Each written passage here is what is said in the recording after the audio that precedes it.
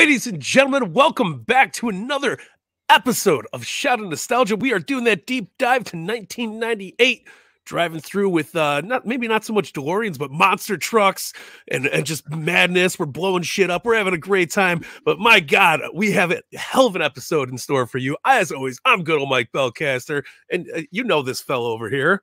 Live from the No Sale Studios, it's the Ace of the Tavern, ACEFIELD Retro. And as Mike Belcaster so beautifully said, it is time for 1998 WWF action, and we got a lot to get into.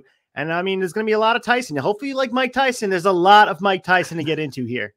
Man, you aren't wrong. I mean, we talked about it a little bit on the wrap up this week, but I'm enthralled in the Mike Tyson lore right now. I've been watching documentaries. I've been watching all of his fights. I'm really feeling it, man. I love it. I'm just as hyped as I would have been in 1998 going into WrestleMania. Spinal.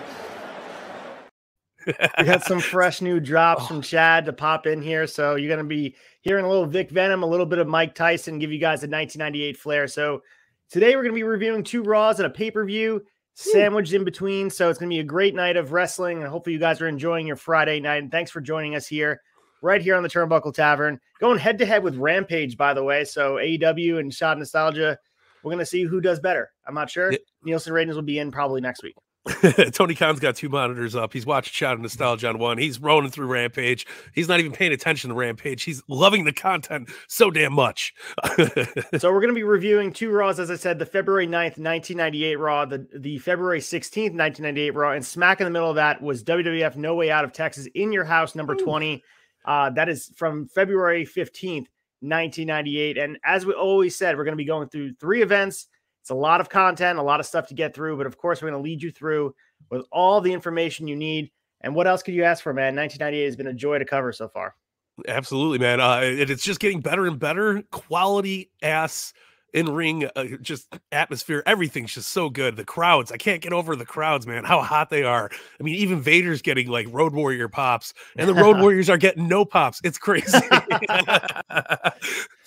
Oh, man. With that said, let's get our fix. Let's go through the newsletter and talk everything we need to know in content. Get your fix.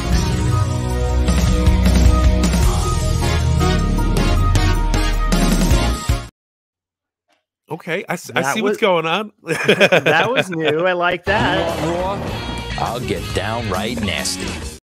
God, love it. Love every little bit of it. Season 3 is the most, production based one we've had yet, and I love it.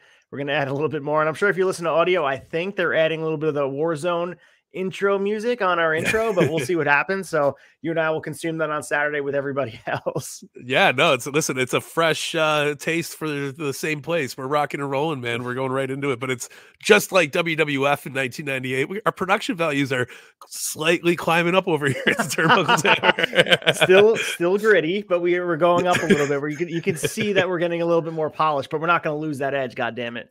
Oh, hell yeah. All right, let's get into the February 9th, 1998 newsletter. And we're talking about 1997 in retrospect at this point, and we're able to see the growth that's happened in the company, and it has been a pivotal year. A lot of people circle 1997 as one of the best years in WWF history, one of their favorites based on the characters, the introduction of feuds, most notably Bret Hart versus Stone Cold Steve Austin. But as far as growth of the company, it was immense, building that bridge to what 1998 was. And Meltzer says it's already well established that 1997 was a big year for American wrestling. Just how big? Both WWF and WCW reached high marks for the past 6 years when it came to attendance. WWF increased attendance by 19.4% over 1996 and television ratings by 1.1%. However, WWF started the year doing poorly overall on TV ratings and largely through the forces having little to do with the WWF, and some that did showed substantial increases in the fall over the last year. Overall, WCW and WWF attendance and ratings are trending upward as the year came to a close, leading to the current boom period for the company. That's the first time we're hearing the word boom, Mike Belcaster, and we know that it's going to be way more than a boom. It's going to be like a sonic blast of wrestling popularity. Yeah, no, it's crazy, man. Like I've talked about it several times already, and I could just keep going on and on and on about it. But I mean, even just looking at the crowds for some of these shows, it's so hot, man. Like everybody's so into pro wrestling in this time frame, and I don't think we'll ever get to this growth period like we see here. I mean, going from 98 all the way to 99 to the 2000s. I mean, we're seeing the highest amount of rating numbers, attendance numbers. We're breaking records left and right. It's insane, dude. Yeah, and we talked about the Mike Tyson effect, and it's all been good thus far. But of course, we're going to get the negative pub, and some people are going to get a little bit of that cold feet about Mike Tyson being on their entertainment. And some of them were TCI Cable. So at press time right now, they've agreed not to carry WrestleMania 14. And there are various issues to this complicated issue. And apparently TCI, which is a cable company, is trying to use its own power of pressure since it's the largest cable conglomerate in the U.S., making up approximately 15% of the addressable homes, to try and protect the sport of boxing, or at least the conglomerate's ability to make as much money off the sport of boxing. So essentially what they're saying, we're not going to read the whole thing here, is that WWF is trying to make the Nevada State Athletic Commission into the heel. So once they started to do that and jockeying for position with why Tyson can't get in the ring with Austin, some of the cable companies, which pay-per-view for boxing was their meal ticket. A lot of these people were basing their salaries on how boxing did. They were protecting it and saying, we don't want boxing to look bad, so we're not carrying this on WrestleMania 14. It's wild, absolutely wild. And the power that the cable companies had back in the day, it's astronomical. Look at, I mean, they're pinpointing Vince McMahon into a corner saying, we're not going to carry WrestleMania. That would be revolting these days. And apparently they said whether Tyson does or doesn't do WrestleMania, they don't want anything to do with them. And I think that's been sort of what the ECW brand was struggling with in 1995. They couldn't get a TV company to cover any of their coverage, but it's just interesting to me. Like, they're just one cable company. Of course, they do have a lot of coverage. 15% of homes is a lot of people, but for the other 85% of homes that are not being carried, I think that's something that we need to talk about, because you're not stopping people from seeing Mike Tyson. So it's just like, why not just make money off of it? Like, yeah. It's crazy, right? And you think it would further the boxing organization better, because people are going to come white hot off of this and go right into Tyson's next match or to the pay-per-view, because they're like, yeah, that's the guy that was at Mania. You know, it's insane to think. So we talked about the announcement at the All-Star Cafe in Manhattan, which presumably will be the main event of Mania with Tyson involved. At this point, we don't know exactly the involvement of Mike Tyson, and that eventually will come to pass as far as what is going to be his role. They've been playing it close to the chest at this point, whether he's going to be the enforcer or referee or be involved. And I think the whole time, both of us knew, and they probably knew back in the day, that he wasn't going to get in the ring to compete. There was no way they were risking that, but they wanted to have that air of illusion that potentially we could see Mike Tyson and Austin go toe-to-toe and wrestle. Yeah, listen, it would draw big numbers. It probably still would draw big numbers today. So they're attempting to make Austin and Michaels the match that fans really want to see, because the beneficiary of Tyson Austin is the hated heel Michaels. So they're trying to change the story around to make, I guess, it feel not as a flop for Tyson coming in and just being at ringside. So they're doing their best to angle it in the way that they want people to hate Shawn Michaels to a point where they want to see Austin beat his ass with Tyson in his corner. And of course, they bring Tyson and put him with DX, but just an interesting dynamic that we talked about 2 weeks ago, or even a week ago. They've booked themselves in a little bit of a corner here, because now you're really building that hype between Tyson and Austin as far as personalities go. And with Shawn Michaels being the champion, of course, Austin has to take on him. So it is a spot that's hard to be to get around at this point. Yeah, I think they did a pretty good job working around it, but you know, the eye contact was on Tyson and Austin. We wanted to see it, especially after that pull apart. It was a big deal. You got a taste for it. You wanted more, but it kind of left Shawn Michaels in the dirt a little bit, trying to figure out what the hell am I going to do?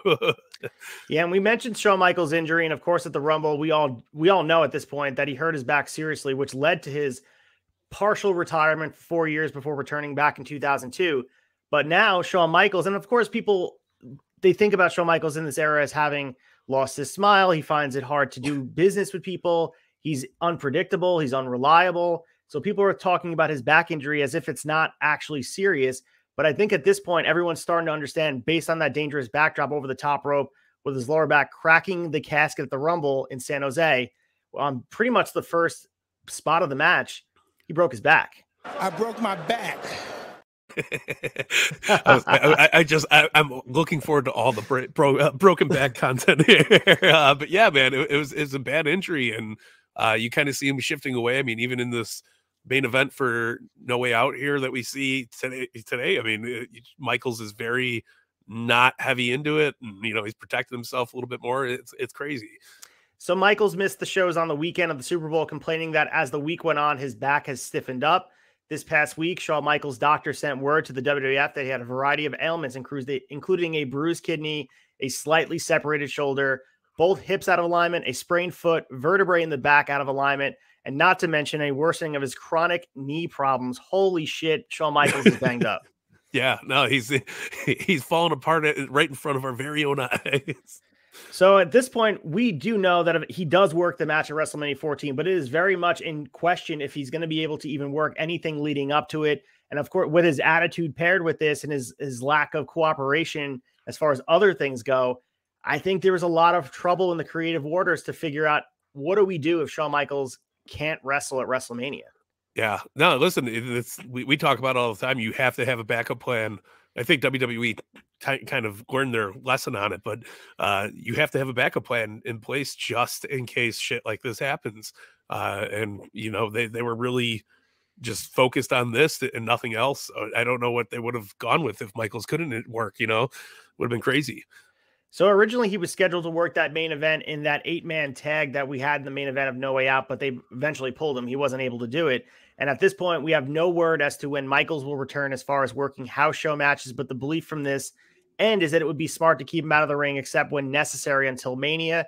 So he can't come up with another late injury to keep him off the show, and thus finding a way not to have to drop the title. With Taker out of action and Austin working a more limited schedule, it means some of the smaller cities that all three of the WWF's top draws won't be appearing on the show. So we talked about this last week, false advertising, figuring out a way to get people on the shows and get people excited for the house shows in the smaller cities. This is going to affect maybe not the business side, but it may affect the buildup to these shows, because Austin, Taker, and Shawn Michaels not being on any of your shows, whether it be TV or not, it's hard to sell tickets in that way. Absolutely. And it doesn't leave fans with a happy taste when they go to these shows, even if they bought the tickets. You go there to see your big guys. It's not fun.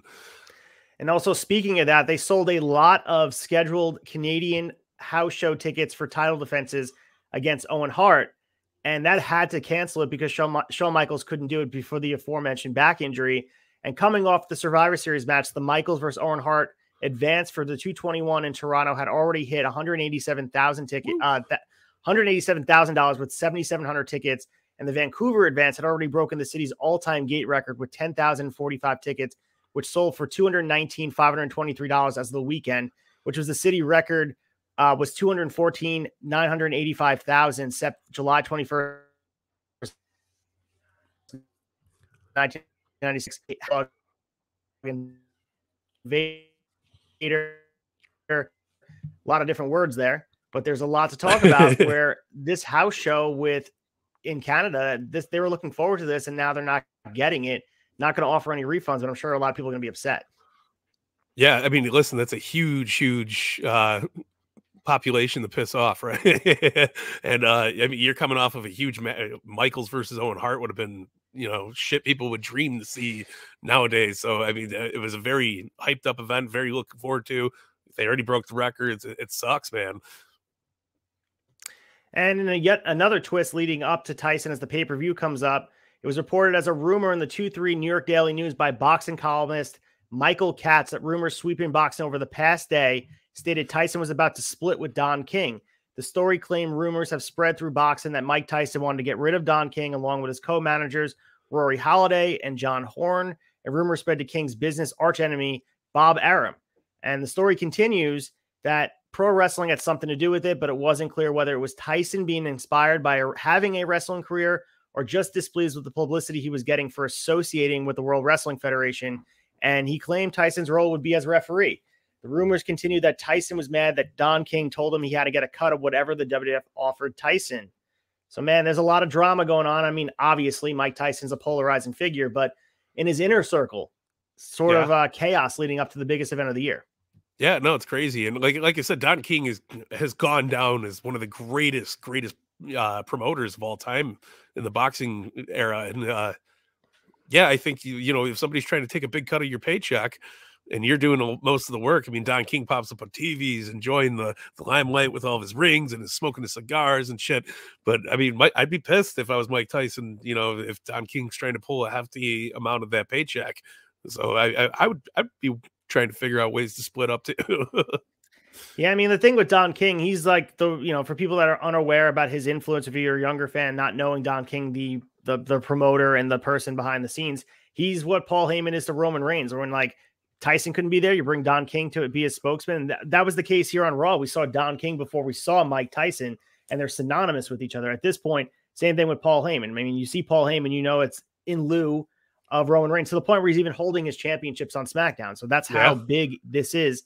And them splitting, with Tyson being as, I guess, volatile and unpredictable, you don't want anything upsetting the apple cart. Now you have Mike Tyson, who's going through his own personal turmoil, because I'm sure he has a relationship with Don King, and Shawn Michaels is a wreck emotionally and physically. There's a lot that needs to be said, and they're like, let's just get to WrestleMania in Boston and have Austin be crowned, and let's get there, because that's what needs to happen. Yeah, 100%, man. All right, let's get to the February 16th, 1998 newsletter by Dave Meltzer. You want the dirt? Guess who's got the shovel? Too good not to use. And we had Tyson's role as announced by Vince McMahon at the beginning of the aforementioned press conference at the official All-Star Cafe in Manhattan on 2/5 would be officially an outside the ring, quote unquote, enforcer, a second referee of sorts for the Shawn Michaels, Steve Austin main event at WrestleMania 329 in Boston's Fleet Center. So we knew this was going to happen. They changed the word from referee to enforcer, I guess, to make it sound a little tougher. He's not going to be wearing the stripes. He winds up making the count. Spoiler alert. I mean, it happened all these years ago. He's the guy that makes the count. It's fast. He doesn't have his referee license. So all that being said, what were your thoughts on this? The fact they had a press conference in a time where they really didn't do press conferences. I actually thought the press conference came off very well, even with the enforcer announcement. I personally didn't take I wasn't disappointed by any means. I was just happy we were getting this spectacle of a hell of a main event for WrestleMania. I'm sure it soured a few people that they were, looking forward to seeing Tyson in a more prominent role, but I thought enforcer was perfect. I think the execution of it all was perfect. I just thought it was great, man. And the press conference was cool. I mean, we've seen everybody getting up in their faces. We've seen some fists being thrown. Like it hyped, man. It did the job. It was perfect.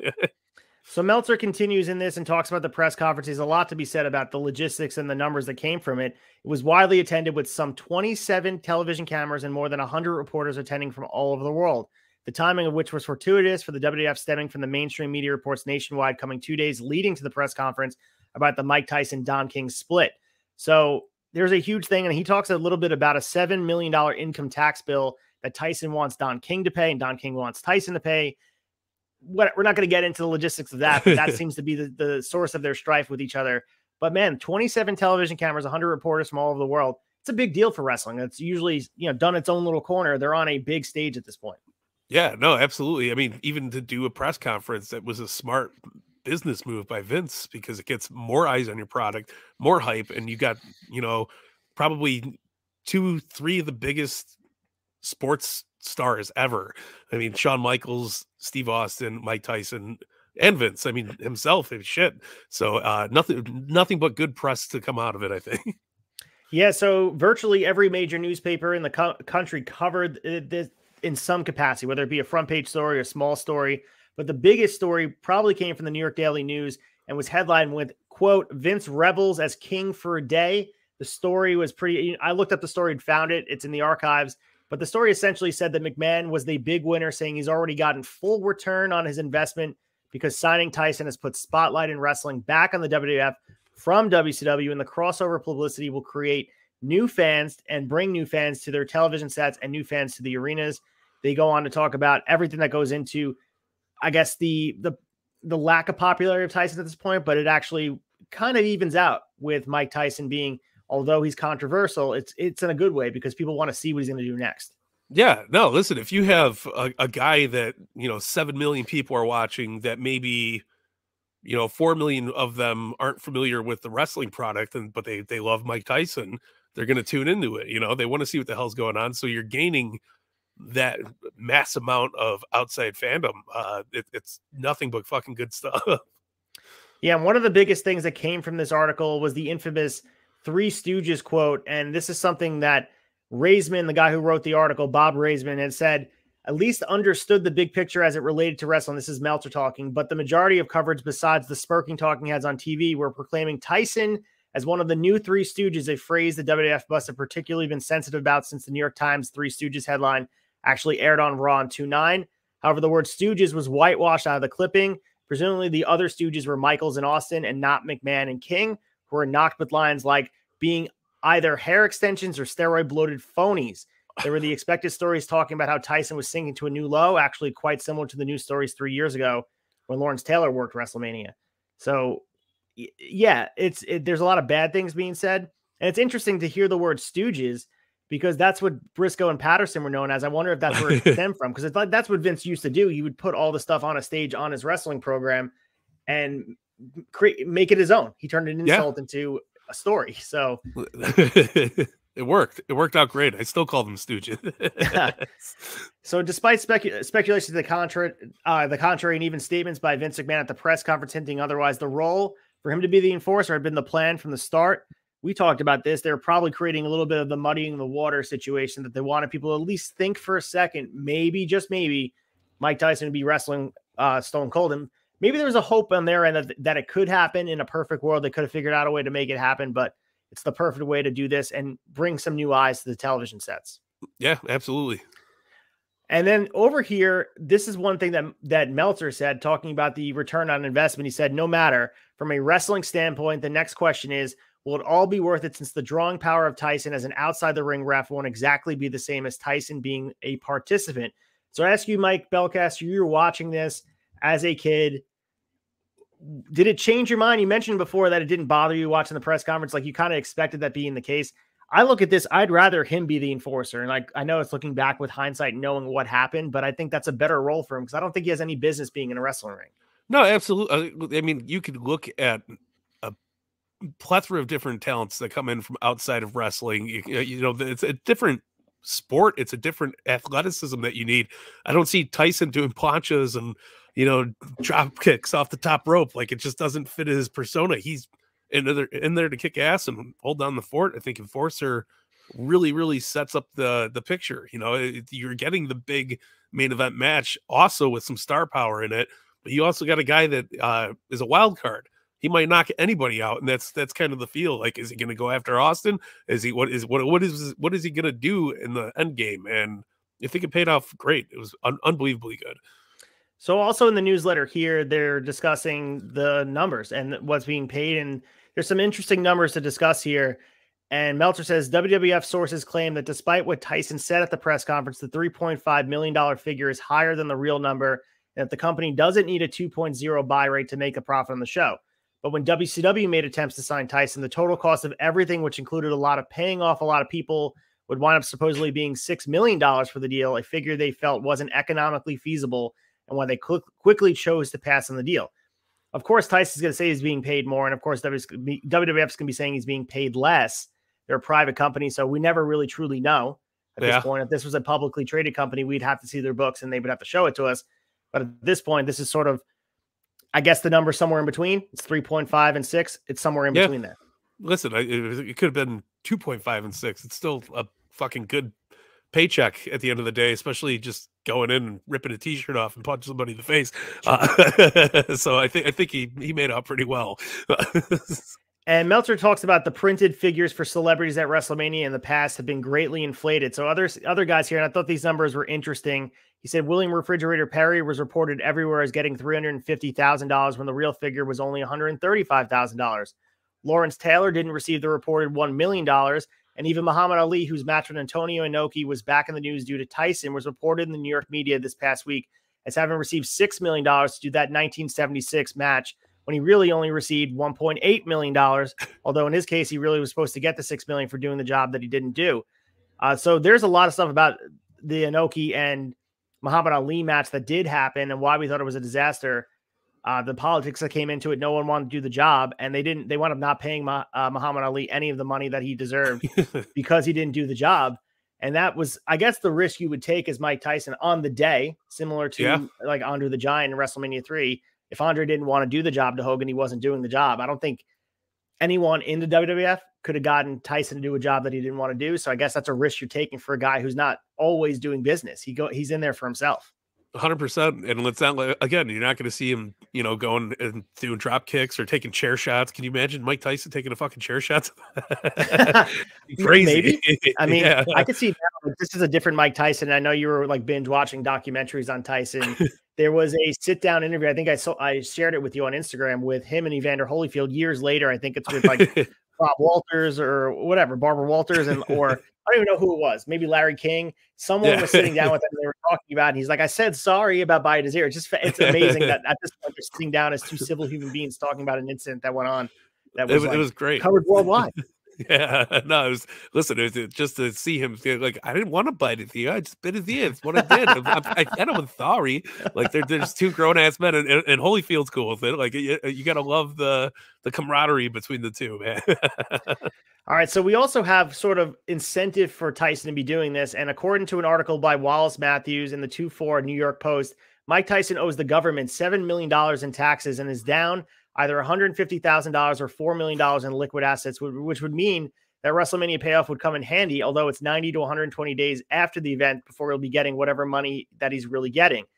Tyson at the press conference naturally denied having any financial problems, saying he has more money than anyone could ever spend and claiming it could take him over 1 year to earn $200 million.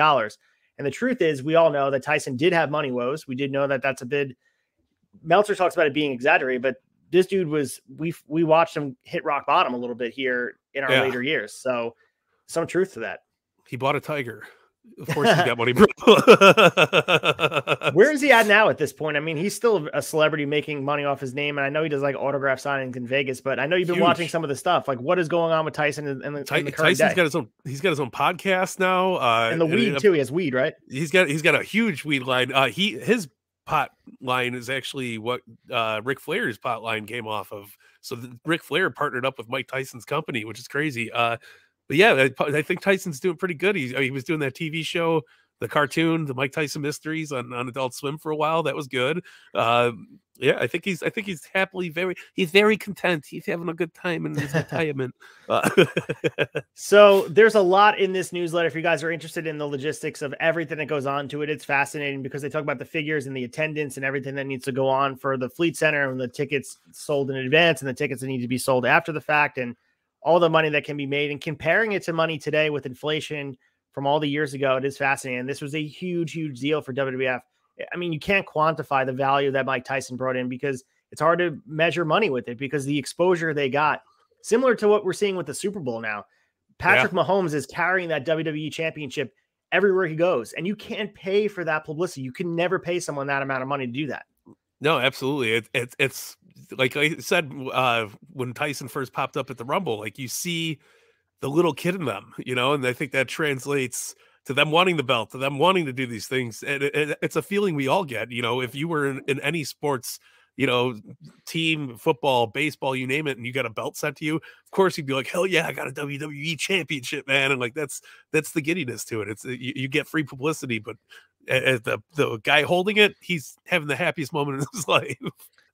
So they continue here with Shawn Michaels, and they confirm that he's going to be kept out of the ring until WrestleMania, with the exception of the pay-per-view match in Houston, which we do know he's not going to be working to avoid the possibility of aggravating one of his existing injuries. But he's going to appear at all the television tapings, and the plan at this point is for him to appear at a few arena shows, such as the March 22nd MSG show in Triple H's corner for main events against Austin, as they will be doing a storyline where Helmsley and DX are attempting to injure Austin before the Mania match.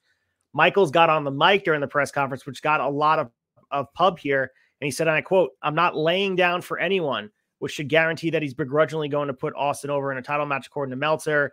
But I mean, you see the stories now where Taker was like waiting with his hands taped up at, in Gorilla, waiting for Shawn Michaels if he wasn't going to do the job to Austin. He was ready to like kill him. So those stories are fascinating because Mark Calloway, I mean, and even Shawn talks about it candidly at this point about where he was mentally in this time and place. No, listen, he was going through his painkiller addiction and God knows what the hell else, the party and all that stuff. He's hurt. He's tired. He works with Mike Tyson. It's crazy, man. And that's the thing. You never know what somebody's going to do in the heat of the moment. And it would have been crazy. Imagine if Michaels didn't do the job. what the hell would have happened? I mean, title strip, all this crazy shit, butterfly effect all the way around. Yeah, and this whole thing is also tied with there's other boxing legends involved in wrestling in 1998, and Mike Tyson isn't the only boxing legend involved that exact week. So New Japan Pro Wrestling announced that on February 10th that Muhammad Ali would be appearing as a guest ref on its 4-4 show at the Tokyo Dome for Antonio Inoki's retirement match. So they're doing a whole thing with like a world tour with Antonio Inoki and everyone that's played a role. So guys like Dory Funk, Lou Thez, William Ruska, which is the Olympic judo gold medalist who had a few famous matches with Inoki in the late 70s. Go down the list, Carl Gotch. All these guys are going to be appearing at the Budokan Hall to pay homage. And it's interesting to see all these names of these huge lore these guys that are just Mount Rushmore wrestlers. And they're not just WWF, WWE guys. These guys are names that you read. I mean, moves are named after him. Like, these are the kind of guys like Dory Funk and Lou Thez. Like, does it get more pro wrestling than that? And Muhammad Ali on that show too. Holy shit. Right. Crazy. I mean, seeing all this stuff. And he does talk about the Budokan Hall match from 1976, where we had Muhammad Ali refusing to do the original finish of him losing, and the two sides couldn't come up with the finish. And they just went into the ring, as it's been grown into legendary proportions simply because it did take place, was a shoot.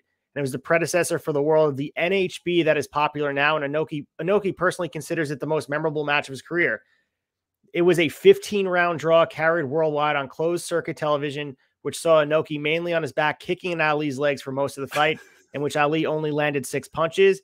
Even as recently as the current issue of the Black Belt magazine, the match was pointed out, with them misspelling Inoki's name as Inoke, according to Meltzer, as being the first example to the American public that pro boxers really weren't the toughest all-around fighters, not pointing out how bad the match was, but noting that Ali was hospitalized after the match because of the toll the leg kicks took on him. And those close to him have pointed to the match as a factor in Ali's physical decline when it came to mobility at that point. That was just like fascinating to me to read, because he really broke down that match. It is a huge deal. That's Muhammad Ali, dude, like against Antonio Inoki. And it also shows when things go poorly, like Muhammad Ali, middle of the match, was like, I'm not losing. And Antonio Inoki's like, I'm not losing either. We're just going to do this ugly looking match. I'm going to be on my back kicking your ass. And like, crazy. Yeah. And he shoot injured his legs, man. I mean, that's crazy. crazy stuff. Yeah. So the WWF had one major cause for celebration besides the Tyson press conferences. The 2-6 in St. Louis at the Kiel Center drew a whopping 20,138 fans, which 18,877 paid. It is the largest gate in the long and storied history of St. Louis wrestling. I thought that was insane. They're hitting heights that they never thought they could hit. Yeah, no, I mean, telling you, come off from 1997 to seeing these numbers, seeing these arenas packed, it's insane. The growth in a year. Not a lot of companies can hit that kind of stride, man. So we also have in the newsletter was letters, and we love this letter. And this is from a guy named Edward Tabash of Beverly Hills, California.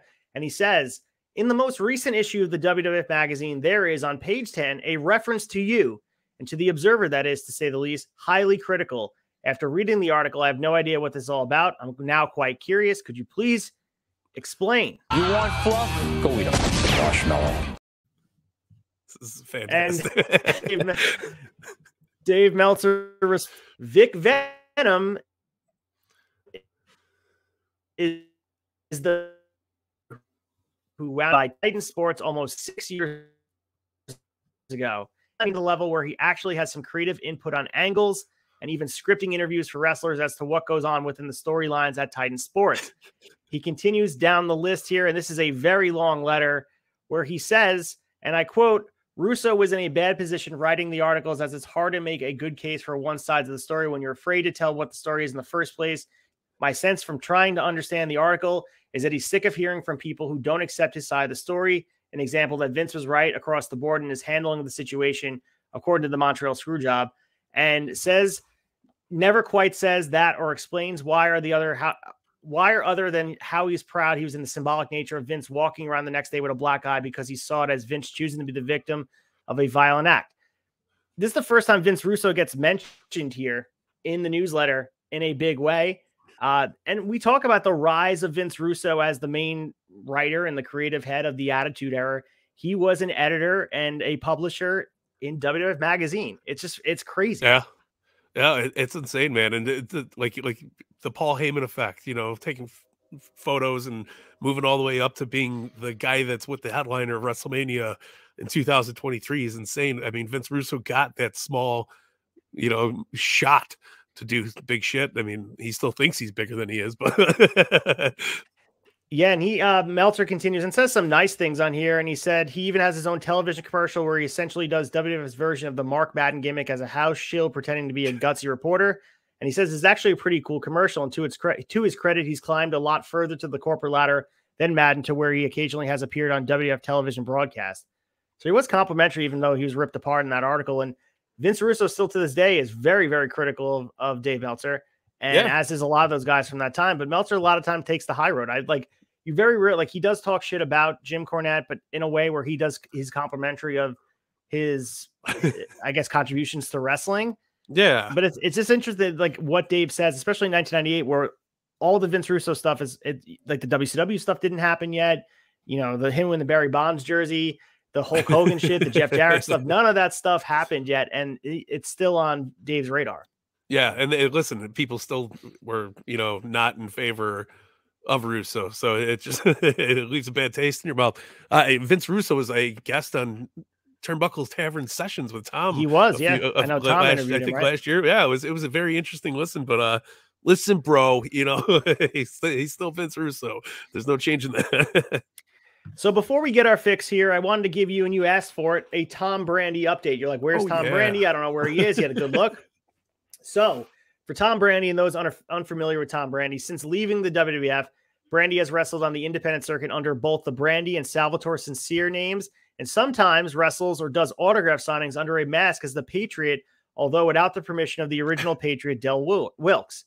So prior to his passing, Del Wilkes, better known to wrestling fans as the Patriot, spoke with Fightful about this and a whole bunch of different topics. And he said he never gave permission to Tom Brandi to use the Patriot gimmick. And he said, it's a lie. There's an answer to that. The last time I saw Tom Brandi, I didn't know this. I went back and thank God for YouTube. When I was first in WWE, I won some big battle royal that was on one of those Saturday night shows. I didn't realize it was until a couple years ago when I was watching this. It was the first time I'd watched it since it happened that night. Tom was in the ring with me.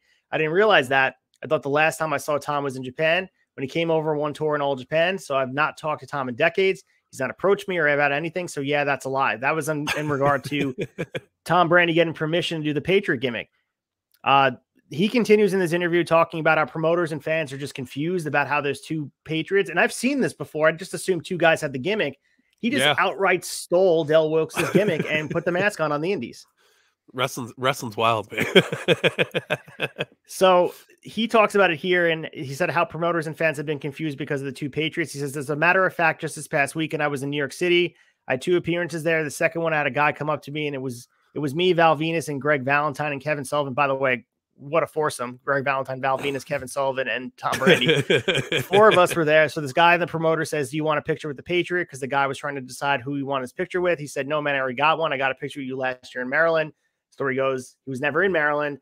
It was Tom Brandi as the Patriot. So Del Wilkes, RIP, he's no longer with us, but just crazy. Like, he just uprooted his gimmick. I can't imagine someone doing that, being like, you know what? I'm going to dress as Rey Mysterio on the indies. I'm just going to do the Rey Mysterio gimmick. I mean, it's not out of the realm. I mean, with Doink, we've seen people dress as Doink many different times. Where there's still a fucking Doink running around, and I don't know who the hell's running the gimmick anymore. But I mean, listen, that's independent wrestling. You'll get Nasty Boys, but it's not going to be Brian Knobbs. It's going to be some random dude, maybe Axl Rotten. With the Nasty Boys gimmick going, it's just typical indie shit.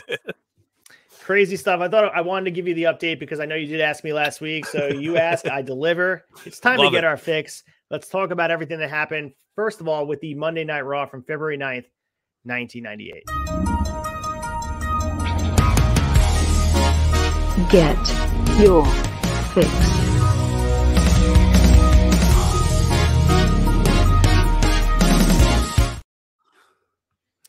Did I hit the get your fix bumper for happy hour? Am I thinking I didn't? Okay. Maybe. I don't know. I feel like I just saw Hogan's face, but I'm not sure why I'm thinking that, but it's okay. Yeah, The WWF we're good. Monday Night Raw from February 9th, 1998, the Roberts Municipal Stadium in Evansville, Indiana. That's Hawk's stomping ground, right? That's where he's from, Evansville, Indiana. That's close to him, right? I mean, if not, it's a stone's throw from where his backyard. So we catch up with Raw because of the ending with Funk and Foley coming back with the hospital bands on and Chainsaw Charlie coming out with the gown on, all that stuff. And we open up the show. No mention of what happened last week. Instead, they're focusing on Austin and what happened to him. And here comes Austin. He's not a happy camper, and he's not a fan of Shawn Michaels waving his belt in his face. He definitely wants to get in the ring with him. They're building up that match with WrestleMania 14. We know it's Shawn versus Austin, and they're building this match up. It looks like it's going to be a big moment. This was this is how you open a Raw. I love when Austin comes out to open the Raw. That's why it was weird the last event where they opened up with Kane and Paul Bearer. Think Austin should be opening all the shows from now on. No, he's your AEW first match. Like, he is the hottest fucking thing you can throw out there to get the crowd riled up, and he doesn't even got to do anything. He comes out and just talks shit for 5-10 minutes, and people are already balls deep into the show. I don't disagree with it. So then we get Sunny in the ring, and she's dressed up as Marilyn Monroe singing Happy Birthday to Freddie Blassie. So happy birthday, Freddie Blassie. He's RIP to Freddie Blassie, too. The classic Freddie Blassie, one of the best managers in wrestling history. And she's the guest ring announcer and gets cut off by, oh, what a rush. We get LOD coming out, and she just continues to pile right over it. And we get the aforementioned Legion of Doom taking on Barry Windham and Jeff Jarrett. Lead us through this match, Mike Belcaster. Tell us what went on. And I think we should start a drinking game. Any match under 10 minutes, we have to take a shot. I'm not against it, man. Over 10 minutes. Over 10 minutes. Shit, man. Yes. If we were doing under 10 minutes, we'd be fucking blacked out. We'd be dead, out cold. Yeah, absolutely.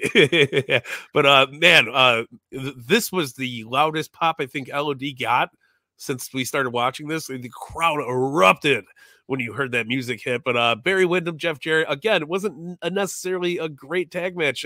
The LOD are kind of getting better and better as it's going. You're starting to see some teases of a new breed of LOD, brother. But yeah, I mean, we're still got this shitty NWA gimmick going on, and there's just too much interference for my taste. It was we had Cornette beating the shit out of Hawk with the tennis racket in the middle of it. It was a lot of all over the place, but not bad. It was your typical lead-in from Raw after a hot-ass Austin segment. And I love the DQ finish. This finish was 5 minutes and 57 seconds, if you guys are wondering. So DQ finished to open the show. And this is straight out of the playbook of, as you mentioned, just get the characters out there and pace the crowd for the rest of the night. And Barry Windham and Jeff Jarrett get the win with LOD losing via DQ. So it sets the pace. And I think at the time they're trying to set a bigger stage for this NWA stuff. It never really catches on. And we'll talk a little bit more further about that when we get to No Way Out, with some fun facts about the NWA and how many times the title's been defended on TV, which leads us into the next match here. We got Pierre, the Quebecers, taking on Henry Godwin. I mean, there's not much to talk about here. Henry Godwin gets the win this match is 4 minutes and 43 seconds. It means absolutely nothing. Like, two guys, like, they're already meaningless tag team. And I love Pierre, don't get me wrong. Like, he goes on to be a huge, I love the wrestler, but I'm saying as far as 1998 scope goes, Henry Godwin and Pierre just don't do it for me. And I wouldn't want to see the Quebecers versus the Godwins, never mind just one half of each team. Basically, this match was just meaningless. 4 minutes and 43 seconds. It doesn't really, I don't know. It doesn't really take much to talk about. It just was there. And I don't know. It just spoke. My favorite part. Yeah, my favorite part was them calling back to Shotgun Saturday Night and saying, that's why they got the pail. They have the pail because they got that. Like, storytelling is completely just fucking bonkers with this stuff. And it's probably the worst program we got going on in WWF right Sorry to the Godwins and Jock and Gustav. All right. Well, we get Chyna in the backstage area, and she interrupts the Barriquas poker game, and she speaks Spanish to them and wants to know in her voice, and the Barriquas offer to help find whatever she needs. And so Chyna is seeking out the help of some of the other heels in the back. This showed a little bit of personality from Chyna. Like, she was always the silent bodyguard, but seeing a little personality of her is glimpses of what goes on when she is the IC champion, when she's at the side of Eddie Guerrero, and eventually being, the focal point in that women's division by around 2001. So this was nice. I mean, I'm a huge fan of Chyna, what she did for the women's division, and She doesn't nearly get the credit she deserves. So this was cool to see her in her own right here without DX by her side muddying what's going on. Yeah, 100%. It was fun. It was good to see her out in her own little element doing her thing. I really enjoyed it. The other match we have, match number 3 of the night, Brian Christopher and Pantera taking on Aguila and Taka Michinoku. Honestly, this match kind of banged. It was actually really good. A lot of different guys, the light heavyweights. Taka Michinoku being the light heavyweight champion, he won it at the end of 1997. He's bringing some prestige to the championship, at least in my head. And the divisions feel like they're not integrated at all. And this is like really my complaint about the light heavyweight division in comparison to the cruiserweight division in WCW. The cruiserweights felt like they could be a part of any other program. It felt like they were integrated. Of course, we saw, Rey Mysterio interacting with the NWO and all that. It feels like they're literally on an island. Like Taka Michinoku and Aguila could never interact with DX. It just never was going to happen. And I think that was purposeful by them. They wanted to have these matches be the work rate matches. And this is what it was, man. These guys went out there and had that lucha style. They were fast paced. Brian Christopher held his own. He has that Memphis style with the lucha as well. This was a really good match. The ending saw Brian Christopher and Pantera get the win, but some of the great spots here, Brian Christopher kicking and whipping Aguila into the corner and hits him with a German off a rebound, which is awesome. He starts yelling at the crowd and he pulls him up to a body slam, tags in Pantera, who rushes on the top and misses a somersault, immediately makes a tag. And then Taka comes in, dude. Taka Michinoku is so underrated. First of all, great bend-em figure. Love his bone crunching figure. And he is a really good wrestler. And I don't think people in 1998 really realized that because, again, not about work rate. It's about story. Taka Michinoku was in there bouncing around. He would be able to keep up with anybody in wrestling today. I guarantee you, like, he would be one of the more popular wrestlers. Any promotion you put him in, he was presented in a way they seem lesser than, but I really much enjoyed this. Yeah, no, listen, I'm going to give the same praise to Brian Christopher, man. Like, he had a lot of his own struggles, and I mean, what a personality he was. We see a little bit more of it going on to the rest of our, episodes we cover, but this was just a fun little break from everything. Like, your unexpected work rate match. Like you said, it was actually really fun to watch, man. And I forgot how good Brian Christopher was. I always just hooked him up as the too cool gimmick, but he was actually very, very intense in the ring. Very fun to watch. Yeah, this was the beginning of this light heavyweight division getting some rub here, and I'm pretty sure it's Aguila versus Taka at WrestleMania 14, and I might be wrong, but I'm pretty sure it's the two of them, and they have a really good match. And the fans in the Fleet Center could care less because that's they're trained not to care. But I remember being very impressed with that match, and I was a fan of Taka when I was a kid. I remember just really enjoying him. I was so pumped when I got his Bend-em figure. One of my favorite guys that I had him in the main event. I had him working with guys in the main event. And that seems, I'm sure a lot of kids in 1998 weren't doing that, but I'm a huge Taka guy. And I know he's still working all across Japan. He's training guys. Michinoku Pro is a promotion. So his influence can't be, he paved a way in 1998 where he had no business doing that because of what they did everything except the work rate. And he was that talented that he forced his way in. Yeah, no, listen, he's my number one favorite character in No Mercy. I'd be running the ropes with him. Oh my God, shit all over the place. I think I had him as my Intercontinental Champion for maybe like 12 years. I don't know, as long as I was playing that damn game. So good. So before we move into the next match, we had a segment with Kane and Paul Bearer, and Paul is just ripping on the fans, calling them leeches, and how they're all in shock because Kane tombstone Vader. And Paul Bearer is upset too. He said that Vader has the audacity to use the extinguisher and blames him for trying to put out Kane's only good eye. Paul Bearer wants Kane to show what time it is, and it's Vader o'clock, and he lights the on fire with magic. So kind of a weird gimmick, but they're building up the match in Houston between Kane and Vader. It's going to be a nice big man match, and it's cool to see Vader having a program. He's working hurt right now, so I think this is really the last, as we talked about last week, I think the last program, a meaningful program for Vader, and his job as a big man is to put over the other new big man, that's Kane. So passing of the torch, if you will, not that Vader knew at the time that's what he was doing, but that's what it felt like. No, it does the job. Listen, I'm a huge Vader mark as well. Love Vader. This wasn't his best showcase, but I thought it was fun. It's cool to get him in a story with a young, really, white hot, young character coming in. I mean, Kane was huge. He was so over, man. Everybody wanted to watch him just to destroy everybody. So crazy that they had him go right after Vader. I loved it though. Which leads us into the next match here. Ken Shamrock and Chains are teaming up to take on Farouk and The Rock. This is a oddball team because Farouk and The Rock famously hate each other. They're both vying for the leadership of the nation. Tell us about this match, Belcaster, and why it was so short. Yeah, no, listen, it was very, very interesting. I love The Rock's character growth, even just from what we started watching, 2 weeks ago. This is amazing. I love him. I mean, well, of course, we're gonna get the awesome promo at No Way Out. I can't wait to go over that. But I mean, this is a nice lead up into it. Of The Rock wax. And I mean, fucking wax Ken Shamrock so hard as he was just about to submit Farouk. And I mean, they even call it back the next week at the pay-per-view. They're like, look at him, he almost took his damn head off. I hate no hands up chair shots, but goddamn do I miss. It was brutal looking. You got him in the bridge of the nose, dude. Like yeah, bridge of the nose, no, it was stiff. It was absolutely stiff, and it could have went wrong a million other ways. But it was actually a really fun tag match. I'm not even a Chains fan. Like I could care less about Chains. Yeah, and I think the beginning of this match was cool too, because you saw some remnants of or beginnings of that Rock character we're gonna be so familiar with at the end of the year with the Mike. And he does a lot of the cheap heel stuff, saying he doesn't want to be told he sucks, and that gets him to boo more.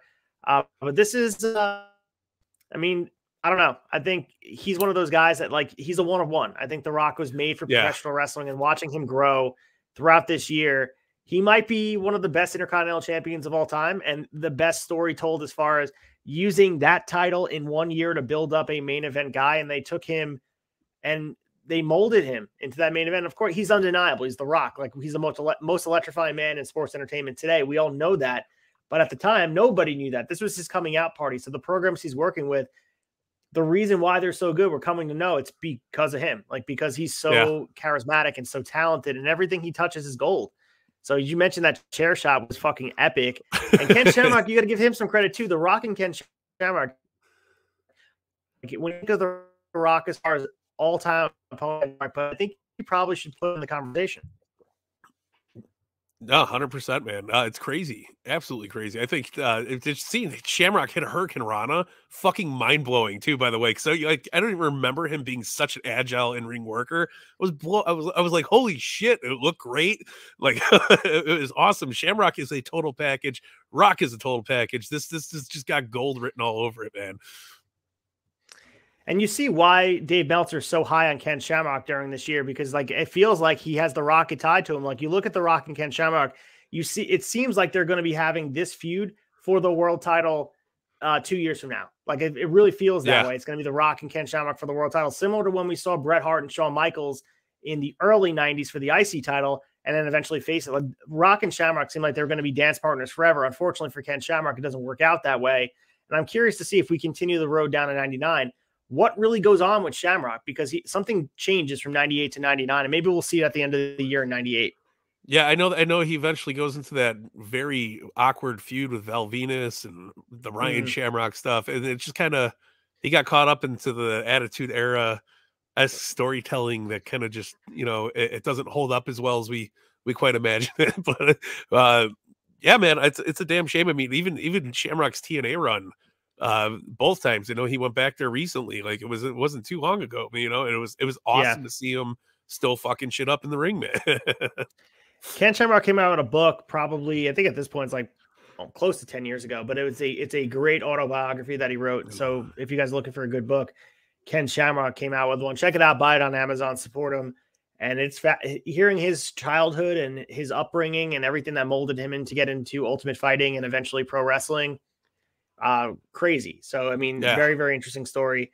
Unlike a lot of wrestling stories, it wasn't like he wanted to be a pro wrestler from the start. It felt like it kind of found him, and that's cool. That's what makes it so interesting.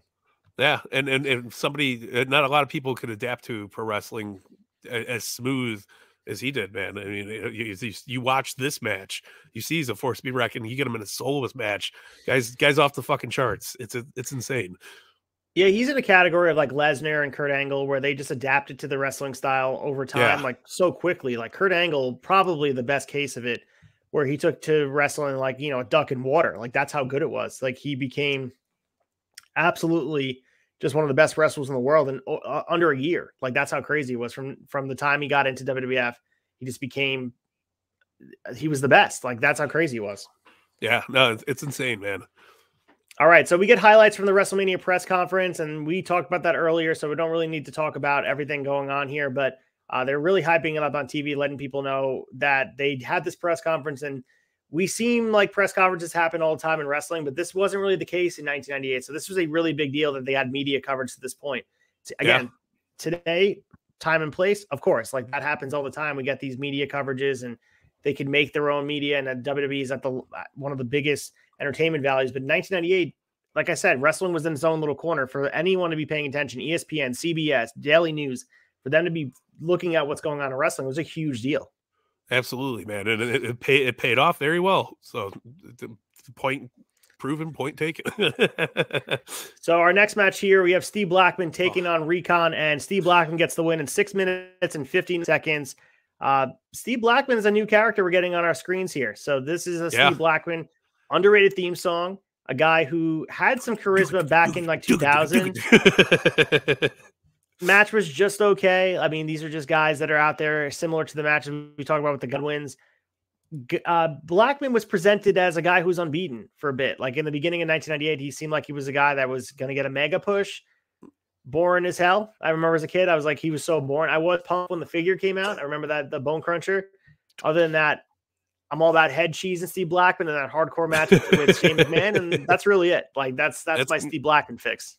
I was on the Blackman train, man. I was all for Steve Blackman to a point when I was watching this. I was like, what are they doing to my boy Steve, man? You got Don Callis sitting there on a podium, fucking talking during your whole match. It's like, what is this shit?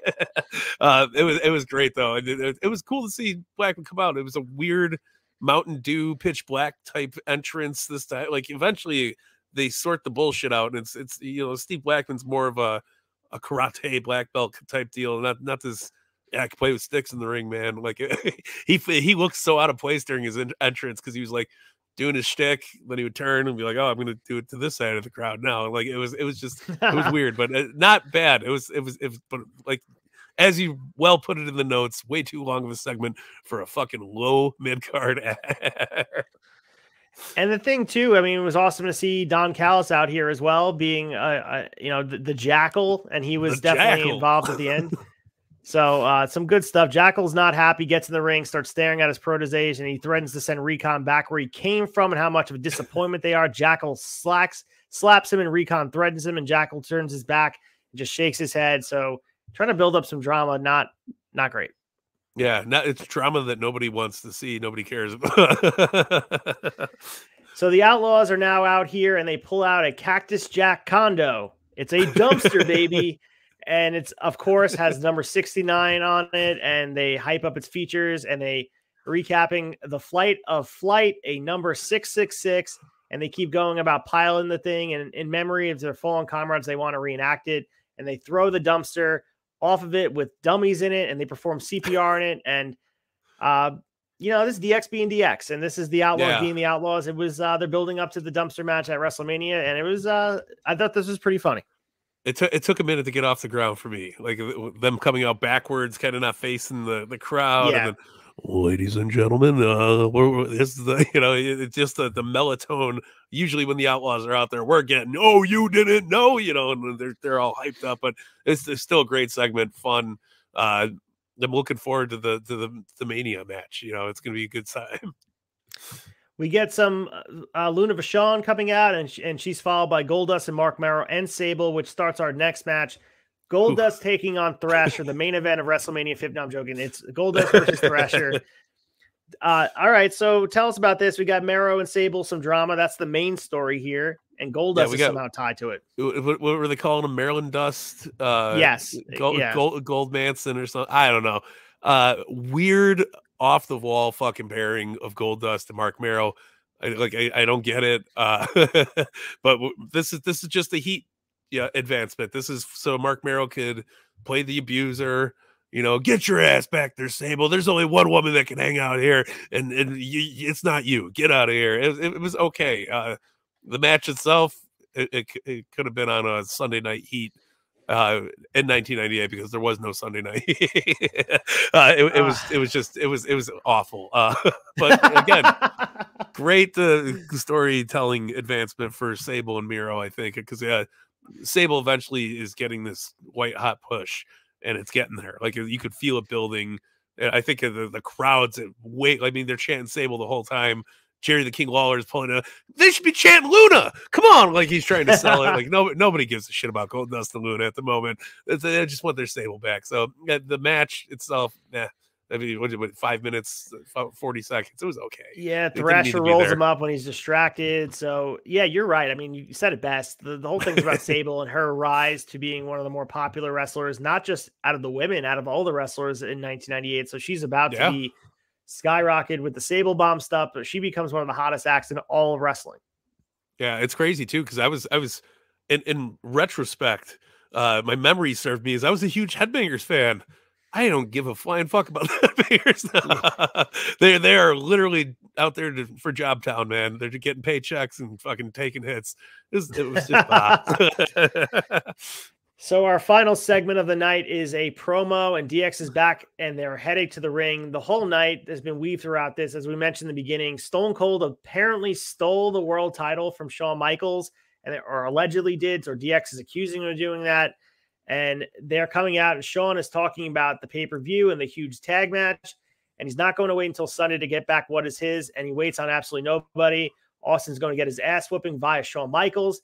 Shawn is here, and he's ready to take his gold back. And he tells Stone Cold to get his ass out here. And then we get the broken glass. Here he comes out with the belt. He swings it at them, and they run off. And then he's in the ring alone with the Outlaws and swings it at them. And the ring is surrounded. And then we get the chainsaw sounds as HBK and Triple H get on the apron.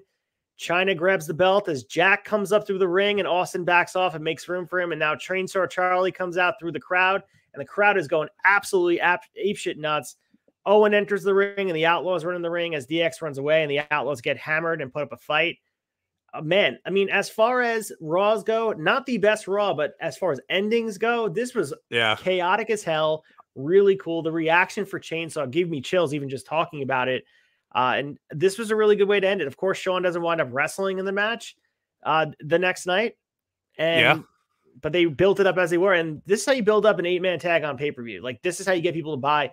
Title's not on the line, but they're building up this big match with all these superb characters. This was a lot of fun to end the show. Yeah, and it was cool. It was cool to see like a faction going against like a group of outlaws, because that's basically what it was. Owen Hart was doing his own thing. Cactus Jack and Chainsaw Charlie were doing their own thing. Austin were doing, like, they all kind of came together as the Rebels. It was really cool. I loved the image of Chainsaw Charlie sticking that chainsaw through the bottom of the ring, man. It was so badass. And what a good, like, Austin looked at the ring for a second, was like, is he going to come out? Like, is he going to make it out? We got the chainsaw out. And, you know, once funk just starts coming out from underneath, man, it's such a badass little image. And the way they edited it, like you said, chaotic as hell. But that image of Owen, you know, Foley, Funk, and Austin in the ring is just, it's insane, man. Yeah, and it's weird, Stone Cold's motive of stealing belts. It doesn't seem like he would be doing that. Like, I know they're still kind of coming to grips about what the Stone Cold character is in this time, but it was entertaining. I mean, I thought at the end, it built up to this crescendo of this segment, and it makes it worth it. But there's a lot of stuff you could have trimmed off here. We talked about it. This could have been a 1-segment show, truly. It could have, or 2-segment. Could have been the opening promo and then the last promo. Really, everything else was kind of meaningless. And Taka Michinoku, we can't take him out. Oh, Taka, yes. Right? No, you're 100% right. I did think the foam belt being replaced was like a little hokey, especially because like Shawn Michaels grabs the bag like it's a fucking 100-pound piece of gold in there, and he's like, "What is this shit?" Like, it was just like, really, like, come on, you could have done a little bit better with it. But I thought overall the storytelling advancements inside the show itself were fantastic. Matches, who gives a shit? Like, it doesn't, you don't need it. It's right. All about drama and the outside of the ring stuff at this moment, and they killed it. Which brings us to the next night, or the next week, I should say. That's Sunday. This was the Go Home Raw, and leads us to February 15th, 1998, the Compaq Center, Houston, Texas, with the attendance being 16,110, which was the attendance record for the building at the time. This is No Way Out in your house, No Way Out of Texas. We get opened in by our announcers, Jim Ross and Jerry Lawler, possibly the two best combo of ringing out of play-by-play announcers in color that we're going to get anywhere. These guys are at their prime here. They are providing the soundtrack of the Attitude Era. Absolutely epic. So we also have the Headbangers defeating Mark Marrow and the Artist formerly known as Goldust when Mosh pins Marrow with a small package. This match does go 13 minutes and 50 seconds. And to kind of set the stage for this, this is the Sable-Marrow feud was reaching its climax here. We saw that they're actually having people get behind Sable, and Marrow's getting the heat, and Sable was starting to fight back against her abusive husband, it seemed. So Goldust and Luna had their own little odd couple at this point, making them the foursome, honestly, quite a sight. Like we talked about on Raw, it was weird to see them together. Yeah, no, I thought it was really good. I love the crowd's outpour towards Sable. Like they fucking love Sable. And I think this weird abusive husband angle is very cops centric. So I think 1998 and wrestling fans, they're fucking eating it up like it's cereal in the morning, man. So it's great storytelling. It really is. So, I mean, this match honestly was a decent opener with a surprising finish. Seeing the Headbangers get the win here was bizarre. I mean, what I took away from this was every time Sable was anywhere near the crowd, she got an absolute stone cold level pop. Like that's truly what it was. She was so over. And I think at some point she was probably the second most over person in 1998, only to Austin. That's how important she was to this. And people probably forget that. And it wasn't about her in-ring ability, but that was part of the package eventually when the women's division did get cropped up again.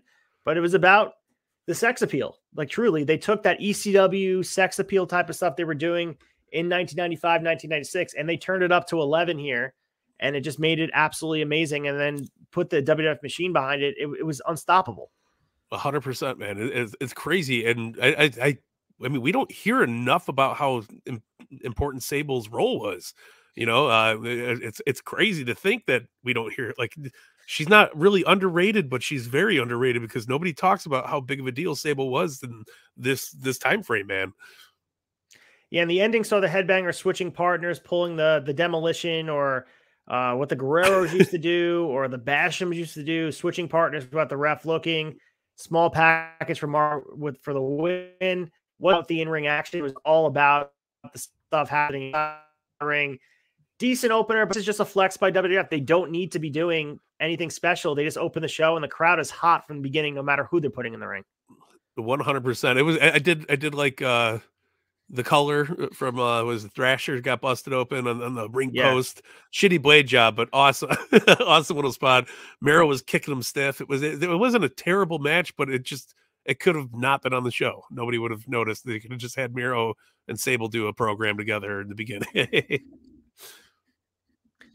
Which leads us to our next match here. It's Taka Michinoku defending his WWF Light Heavyweight Championship against Pantera. And as I mentioned before, he's been champion since December when they resurrected the Light Heavyweight Championship. And if you remember WCW 1996, where we had Ultimo Dragon, he had the WWF Light Heavyweight Championship, and WWF was unaware of it because that's how far out of reach and their understanding of their psyche that championship had reached. So it's the same title, same lineage, different holder, and they resurrected it here in 1998. Crazy, absolutely crazy. Hell of a match, though. Fucking, I mean, probably one of the best matches on the card. Taka Michinoku gets the win on this. This is a badass 10 minutes. This is a proper time for these guys to showcase their talents. I thought it was really, really fun. Having Brian Christopher on commentary was also very enjoyable. You know, it just hearing him and King kind of banter back and forth was fun. Having Jim Ross come out, I really enjoyed this segment here. It was fucking great. Yeah, I agree. I think that Taka Michinoku, if showcased in the way that guys on WCW side were being showcased, like a Dean Malenko, like an Eddie Guerrero, they could have really built a division to rival what was going on. But I don't know if the intention was ever there. They had the mindset that they wanted this half-baked, microwavable version of the Cruiserweight division in their WWF they didn't want to put the emphasis on it that WCW did, but they wanted the same action. And there were bits and pieces of, you see the electric, energetic energy that these guys bring out here. Taka being the best of the bunch. Like, I think Taka was really representative of something different that was for fans. Like for me, I go back and watch this with a different set of eyes, and I really enjoy it. It's hard to say as a 9-year-old, 10-year-old, if I was looking for this on the card, but it was Yeah. exciting. They're flying around. It was a good match. It feels unimportant when you see it in the context of the card, but at the same time, it seems like it's just rock solid, man. Like that's what it is. It's a rock solid wrestling match. Yeah, and I think being a WCW fan coming into watching more WWF, especially now in '98, seeing a light heavy / cruiserweight division, it was important because it was kind of captivating coming from a WCW side of things because we were used to it. So going in there and going, oh, Taka Michinoku would have been awesome to see him, roll around with Rey Mysterio. Holy fuck, man. Could you imagine the matches we would have gotten if Taka was in that cruiserweight division in '96? It would have been insane. It would have been all over it, man. Or if WWF had the priority of being like, let's bring guys over and showcase them in a way. Like there's no reason, like I'm sure Eddie Guerrero would have taken WWF money if they were like, let's showcase Eddie Guerrero in the light heavyweight division. And imagine, I'm glad it happened the way it did because I think Eddie needed to have the WCW run on his resume to get exposure elsewhere and bring him to the heights that he eventually reached. But just out of a selfish nature of thinking about context of '98, Eddie would fit in with Taka and they could have amazing matches. Yeah, 100%, man. The next match here, and we talked about the singles match to build up to, we saw Pierre and Henry Godwin taking on each other, but this is the Godwins versus the Quebecers. The Godwins got the win here when Phineas pinned PCO, aka Pierre Roulette, after Henry clotheslines at 11-11. This match, I mean, pretty boring. They have really no business being on pay-per-view in 1998. This is not the Quebecers from 1994 with Johnny Polo at their side. And then the Godwins, as we talked about, man, nobody cares about them. Like I honestly think that this is from a bygone era. It's just not, it doesn't fit the aesthetic. And this is my argument that I make about some of these teams. And I guess you could make the same argument about different characters in different places. If they're not going to be able to win the tag team championship, and that it seems out of reach for this team, what's the point of them being on here? Never mind the two of them taking up a pay-per-view slot. It seems bizarre. Yeah, no, very, very out of place match. It's all about the slot bucket again. Like it was just a weird. I don't know. The Godwins never did anything for me. They were always like my jobber tag team, especially in my bone crunching era, Fig Fed. But yeah, it was just a weird, out of place match. I don't know. It wasn't terrible, but it didn't belong. Again, this could have been something on Shotgun Saturday Night, and we would have been fine with seeing it there. Yeah, and if you listen carefully, JR and King, they try to stay engaged throughout the whole beginning of the match, and then they lose interest too. The fans don't care. So it's just like if the announcers don't care and then the fans don't care, you're watching on TV and you extra don't care. So it just became very, it was one of those matches. It's just one of those popcorn break matches. And that has no business on a pay-per-view. And maybe that's just the mindset we have 20 something years later that we could be like, oh, wow, that's not how I would do it. But, this is part of what it is in 1998. Yeah, it's just weird, out of place.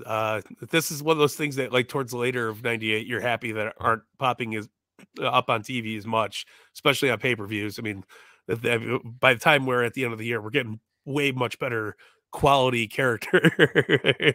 You want fluff? Go eat a marshmallow. Go eat a marshmallow, bro. Which leads us to our next match here. Jeff Jarrett is going to be defending his NWA North American Championship against Bradshaw.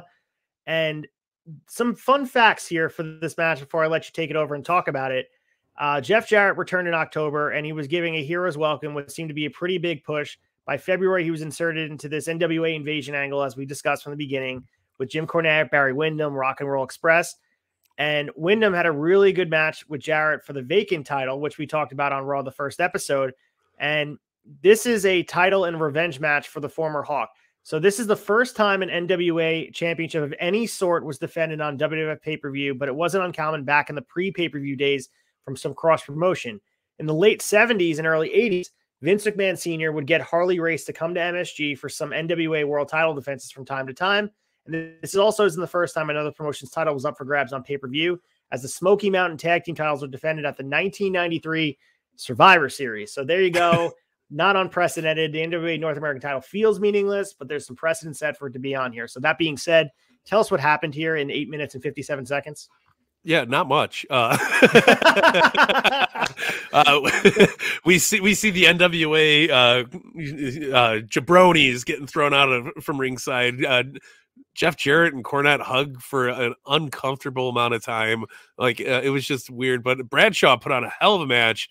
I thought that was fun. I love watching young Bradshaw, before he was JBL, like even before APA, like, cause I had no idea that JBL and Bradshaw were the same people until very, very long into JBL's run. I was like, shut the fuck up, because he looked completely different. It was mind boggling, man. But it wasn't anything great. We get Bradshaw wins by disqualification. We get was it Animal and Hawk ran out at the end, right? Yep. Yeah, so it was just it was all right, man. Yeah, you're right. I mean, there's nothing really to even talk about here. It's just another DQ finish, and it's not just about anything else except expanding the NWA angle. And we'll get to see it only lasts a few more weeks. By WrestleMania, Jeff Jarrett will be back being the superstar. Cornette would forge ahead with the NWA stable for a couple more months, but it just never went anywhere significant. As we keep on seeing, it would fade away very quickly, quietly into the night. And the crowd is just looking for something to burst them with energy, because they're just put to sleep after these last two matches, looking for something to cheer about. And we'll get something to cheer about the next match. Yeah, no, absolutely. And my God, it's just crazy fun to see just this program that is going on here. I mean, we're going into the next match is Ahmed Johnson, Ken Shamrock, the DOA going against the Nation of Domination in a war of attrition match.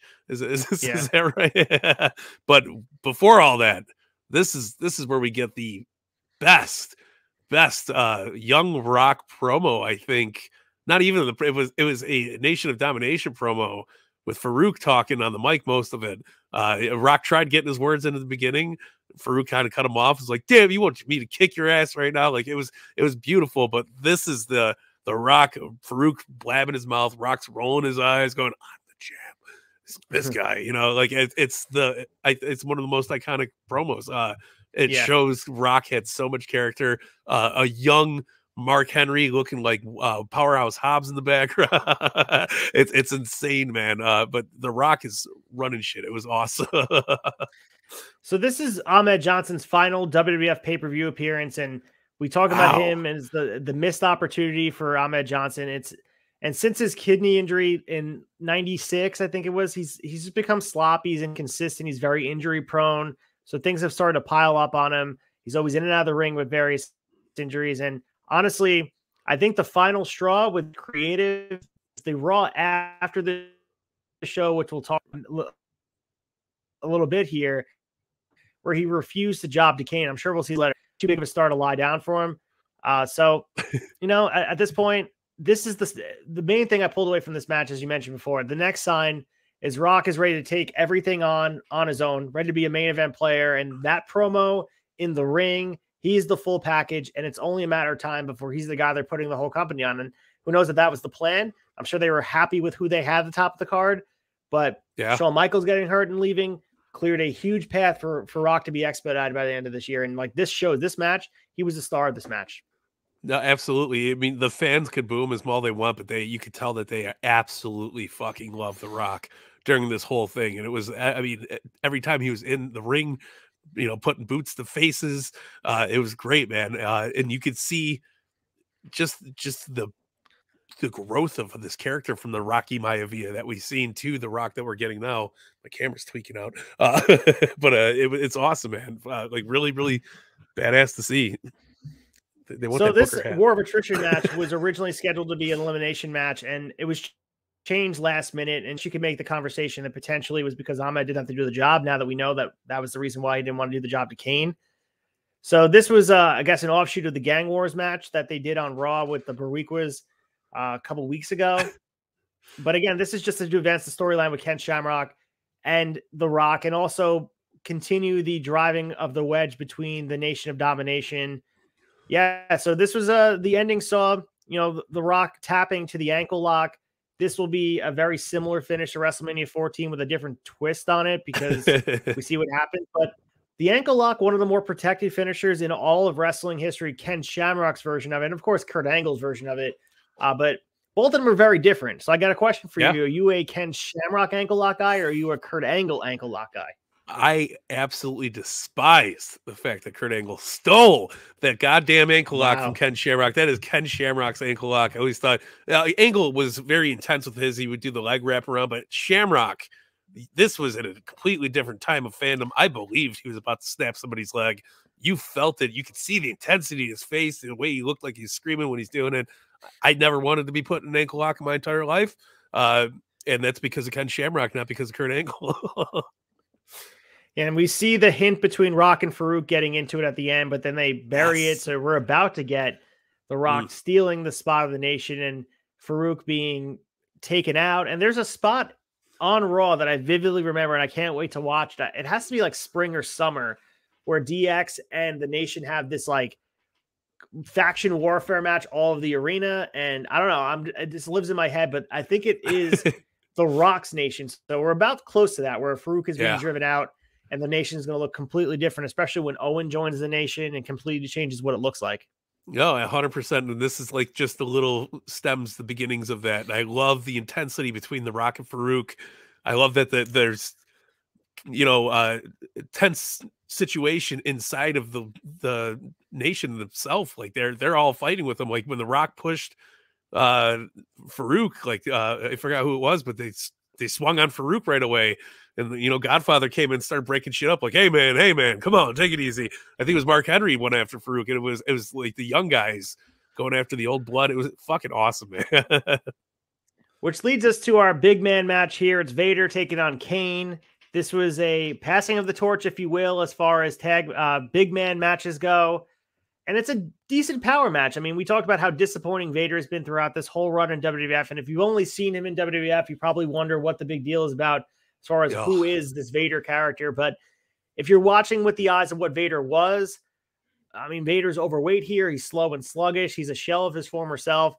And they'd make a decent fix of the match. Like they figure it out, and Kane looks really good. And Kane's super fast for like, it's weird to watch Kane in this moment because he slows down by the end, but you take for granted. I mean, I think peak Kane probably is like 2001 Kane, where he's like super jacked at WrestleMania 17. Yeah. But he can move around for a big guy. He carries most of this match where Vader really can't move. And, this was again, passing of the torch for a big man, and Kane beats him with the tombstone, 10 minutes and 59 seconds. And this was the biggest match of his young career. And then he's going to have another big one against Undertaker. So I know that if we're putting Kane in his own category, not the Glenn Jacobs guy who's done other things, Isaac Yankem and Fake Diesel. This is just Kane, the character. This was a huge win for him at the moment to cement him as, wow, he's the next big guy, second to only Taker at this point. Yeah, no, this really put him on the map. This was like, oh shit, he's somebody you don't want to mess with. I thought it was for what it was a great hard-hitting big guy match. Like Vader was laying it in. Some of the really stiff punches, stiff clotheslines. They look great. Like big meaty men slapping the meat off the mat. Like it was a really fun watch, man. And Kane is just growing and growing. The crowd loves him. It's a weird spot from the being, but it's awesome, man. So that leads us to our main event here, and it is the big 8-man tag that Shawn Michaels was supposed to participate in, but instead we're going to get Steve Austin, Owen Hart, Cactus Jack, Terry Funk taking on Triple H, Savio Vega, and the New Age Outlaws. So Savio filling in for the injured Shawn Michaels. Imagine what could have been if it was Shawn in that match. Savio fills in. I mean, he's underrated wrestler. Savio, was influential in Austin's career. Like that first feud, Savio was pretty meaningful. I guess lead us through this match. Tell us what you liked about it and, what you didn't like. Oh, this was anarchy in the arena with WWF paint all over it. It was so damn fun. There was just, people beating the shit out of each other left and right. It was everything you possibly want of. And it ends with a goddamn stunner. How can you not? I love what we watched here. It was a shame. Imagine if Shawn Michaels was in something like this, man. It would have been massive and just so fun. But Savio Vega, like you said, I mean, their history's there. Comes out with barbed wire. It's a very fitting, replacement for HBK. I thought the storytelling was awesome in it. It was fun. Just a good old goddamn slobber knocker, as Jim Ross would call it, man. So throughout this whole build up to the night, and we don't see it as much, but they were building this up as a mystery opponent. It winds up being Savio. So I'm sure there's some people that were a little bit upset that it was Savio.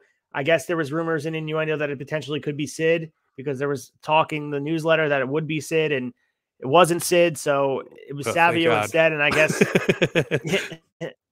time and place. I guess Savio fits because of the aesthetic of the feud that was built in with Austin, but there's a lot of, I guess, fear that Shawn Michaels is not going to be able to compete at WrestleMania. And then at this event, it doesn't feel like you're missing him. I know we would like him in the match, but the fact that Austin's out there going balls to the wall and he's beating the shit out of Triple H and the Outlaws and then picking up some slack. There's a lot of good character here, especially with Cactus and Chainsaw. There's a lot of people in this match that are covering for the WWF champion who's not there. And that should be a bigger deal than it is. But I think that speaks to how injured Shawn really was at this point.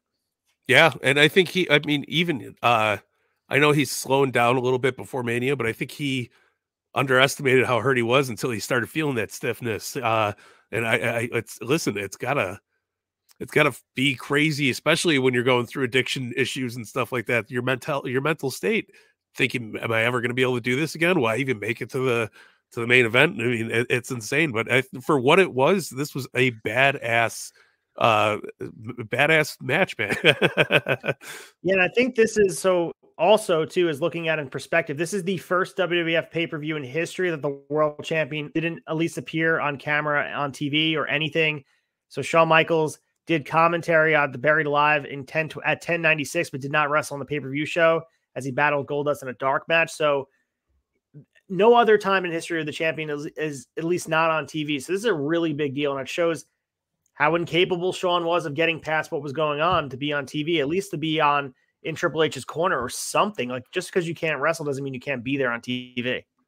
Yeah, 100%. And I also did want to point out, amazing showcase on Triple H is on there in this match. I thought, yeah, you really see him filling in for that loss of not having Shawn Michaels there. I mean, you could bring out anybody, maybe with the exception of The Undertaker. It's just not going to live up to the hype. I thought Triple H stood up, stepped in, and it really played an important role into the transition of getting Shawn Michaels out of WWF for, the time being, and taking over the DX, and just being, it was really good storytelling that, wasn't meant to be, but it was fantastic. Yeah. And this was 18 minutes of just absolute excitement. And the WWF, I guess this was a good example of it throughout 1998. The rest of the card was filled with not great stuff, but the crowd was hot for this, and they saved all their energy for this. I mean, a red hot Cactus, Funk, and Outlaws feud with a Triple H and Owen battle in the mix. And this is like one of those forgotten matches that people don't really even, I guarantee if you ask anyone about the Attitude Era and they check this match out, I'm not sure they would remember this. If they watch it, they'll probably be like, oh, wow, I remember this. But this was ended with a big holy shit moment with Austin stunning China, which was an absolute no-no. You and I saw this going on ECW all the time, but this was huge. And you can't tell me this was not influenced by Paul Heyman, because when he stunned China, the fans at the went absolutely nuts. It was crazy. No, they went absolutely bonkers. And that's the thing, man. It's a perfect time, perfect place, perfect everything. Like Stone Cold Steve Austin could stun a dog, and they'd be like, that dog deserved it, that son of a bitch. Don't ever cross the rattlesnake. And but this was a huge moment, man. You get the the guy stunning the girl. The crowd goes fucking apeshit. It was huge. Which, I mean, honestly, this was a holdover pay-per-view, as No Way Out typically is for WrestleMania, and we'll see. I mean, tomorrow night is Elimination Chamber. It's the last stop before WrestleMania, and we'll see if anything significant happens to change what they're doing for WrestleMania 39 in LA. Are they going to put the title on Sammy? But this is an example of, like, you don't have to put the title on line. Sometimes you can do a cool tag match, but it's also, you could pretty much do anything with Austin at the top of the card. He's that popular that fans are going to be excited to see no matter what. It could have been him and Savio Vega, and people would have been going crazy. Absolutely, man. No barbed wire or brawling needed. So let's bring it to WWF Saturday Night Raw from February 16th, 1998. This is gotta wait a whole week to see it. And this is preempted because of, to me, they're heading into the biggest WrestleMania, and the ratings rising in attendance. So it doesn't matter where they put the show. People want to watch Raw. It would have helped to have, it's weird to go after a pay-per-view and have to wait a whole other week to see Raw, but thus is life when you are preempted for something different on USA. And here we are to lead in the show. It's the Westminster dog show. Is that why they were preempted? I think they would have been on 11 for that. I'm not sure exactly what was going on. I couldn't find it in my notes. I'm sure Meltzer may mention it, but yeah, I remember that back in the day. The Westminster dog show would be. I'd have to stay up as like an 11-year-old. My eyes are like falling asleep, trying to stay up for Raw. But you know, these lousy dogs, get them off my screen, man. All right, so we open up the night with the Quebecers taking on LOD. Belcaster, lead us through and tell us about this match that does go less than 10 minutes, by the way. Thank goodness. I'm over the Quebecers. At least LOD is getting a good push here. Kind of, they should be at least. I mean, they look tough. Like I said, they're starting to get that vibe of revamping a little bit. Like they're not fully there, but you feel it when they come out. The crowd's behind them. Yeah, it did again. Nothing. Definitely should not be opening the show, but it was an okay match. It wasn't great. LOD loses on the count out, and it's just it's a weird. The Quebecers are in this like weird limbo right here because they don't last the rest of '98. I don't think they're around for that much longer in '98. Right. It's mind-boggling to me, man. And there's LOD is sort of tied into the dumpster stuff going on with the Outlaws and Cactus and Chainsaw. So get through some of the end here, and we get Pierre hit an animal from behind and allows Jacques to toss him to the floor, and then Pierre leaps on him from the apron, and the Outlaws have a dumpster and start to roll it down the ramp. The Legion of Doom are getting hit by the Quebecers, and now the Outlaws all join in, and Hawk is tossed in the dumpster. Animal gets hit with a double suplex back into the ring. Jacques piledrives him, but only gets 2. Hawk's trying to get out of the dumpster, and Animal's being double teamed by the and the fans aren't happy at all these events. Animal comes back in with a double clothesline, and he realizes, where's Hawk? I don't have a partner, and the Outlaws are beating him up, and Hawk is free, trying to get back in the ring, but too late. LOD's counted out, and they lose. This is not really a match at all. It's angle advancement, and LOD's back in the tag title scene. They're going to be in that battle royal to open up WrestleMania 14, but they're in the mix. We got 3 legitimate tag teams, one not being a tag team at all with Cactus and Chainsaw. They're a throw together, but the tag division's filled with a whole bunch of garbage and then a couple of good teams at the top. And that's pretty much the tag division 1998. It's wild, man. And it's highly praised too. Like the WWF was, oh man, they're on fire. And you know, during the Attitude Era, it was a rocky start. Very true. And that leads us into another rocky start. We have Sniper of the Truth Commission taking on Ken Shamrock, and Jackal's at the announce table, which, you know, finds a little home there. Jackal is someone who we do know is very good on announcing. So Don Callis is gracing our ears, and it's weird. He feels like a different person altogether when you see him as the Jackal. It doesn't feel like the same person. No, he's got hair. He's not rocking the drip. He's wearing these cheap suits, the diamond on the forehead. It was just coming out and putting the jewel on fans too is just a weird. I guess it's cool. I don't know. I would have been like, get the fuck off me. Who are you? Like, I would have been very upset as a little kid back then. But yeah, listen, it's a weird gimmick to begin with, and Don Callis is just rocking the shit out of it. He is the Jackal. So the ending is clear. Ken Shamrock wins with the ankle lock. It's over. Recon comes in, tries to make the save on Sniper. He gets power slammed, and Shamrock is just going in white hot to WrestleMania to take on The Rock for the IC title. And this is back when the IC title meant something, and they're back to that a little bit with Gunther, bringing some legacy back to the IC title, and I love to see it. But the IC title, the real test is it's a precursor to being the world champ. So are they going to put the world title on Gunther at some point? Maybe they will, but that's a real test if the IC title feels important again. Yeah, no, that's a very good point. I mean, if the Rock's IC title run right now is just a rocket ship for that main event picture. And like you said, Shamrock, hopefully Gunther doesn't fall into the Shamrock category where he just doesn't get that push, man, because Gunther versus Roman, awesome. Gunther versus Cody, awesome. Gunther versus Sammy, fucking awesome. I'm here for all of that. Hart interview Mero's stable, and he called a couple and is wondering what's going on with them, and are you guys going to break up? And Mero is trying to convince everyone, hey, I'm not a bad guy. I get a bad rap. And when he woke up from surgery, he sees her wearing a Stone Cold Steve Austin shirt, and she just smiles. And Mero doesn't like with her taking a spotlight as she doesn't wrestle. And they go throughout this. This is to build more sympathy towards Sable and Mark Marrow being the heel. And it works perfectly, but not for Marrow at all, because he winds up being lost in the dust, and Sable is skyrocketed where Mark Marrow disappears. And that's not what they wanted. They probably want to make a babyface out of Sable while making an uber heel with Mark Marrow, and work the opposite. People just stopped caring about Mark Marrow, and Sable was the superstar. Crazy to look at. No, absolutely. You could paint a rusted Buick, any color you want. It's still gonna be rusty, and it's still gonna be a Buick at the end of the day. And then we get a Jim Cornette segment. He talks about bringing back wrestling, and he brought back the NWA, and he's appalled by the fans for booing them. And he doesn't care what they think. He's going to show the fans what real wrestling is opposed to sports entertainment. And he says we're going to get the Rock and Roll Express versus the Headbangers, and it's for the NWA Tag Team Championship. Belcaster, lead the way and tell us what goes on in this match. Again, always happy to see Rock and Roll Express, and it's just not their best match, man. The Headbangers really lost me this episode of Shot of Nostalgia, man. The last, the Raw we covered, No Way Out. This, I could give a shit less about that. So, yeah, it was okay. Rock and Roll Express gets the win. With a DQ, which is just shitty, but I mean, we're going through all the DQs all the time. It's just part of the program, but yeah, it was okay.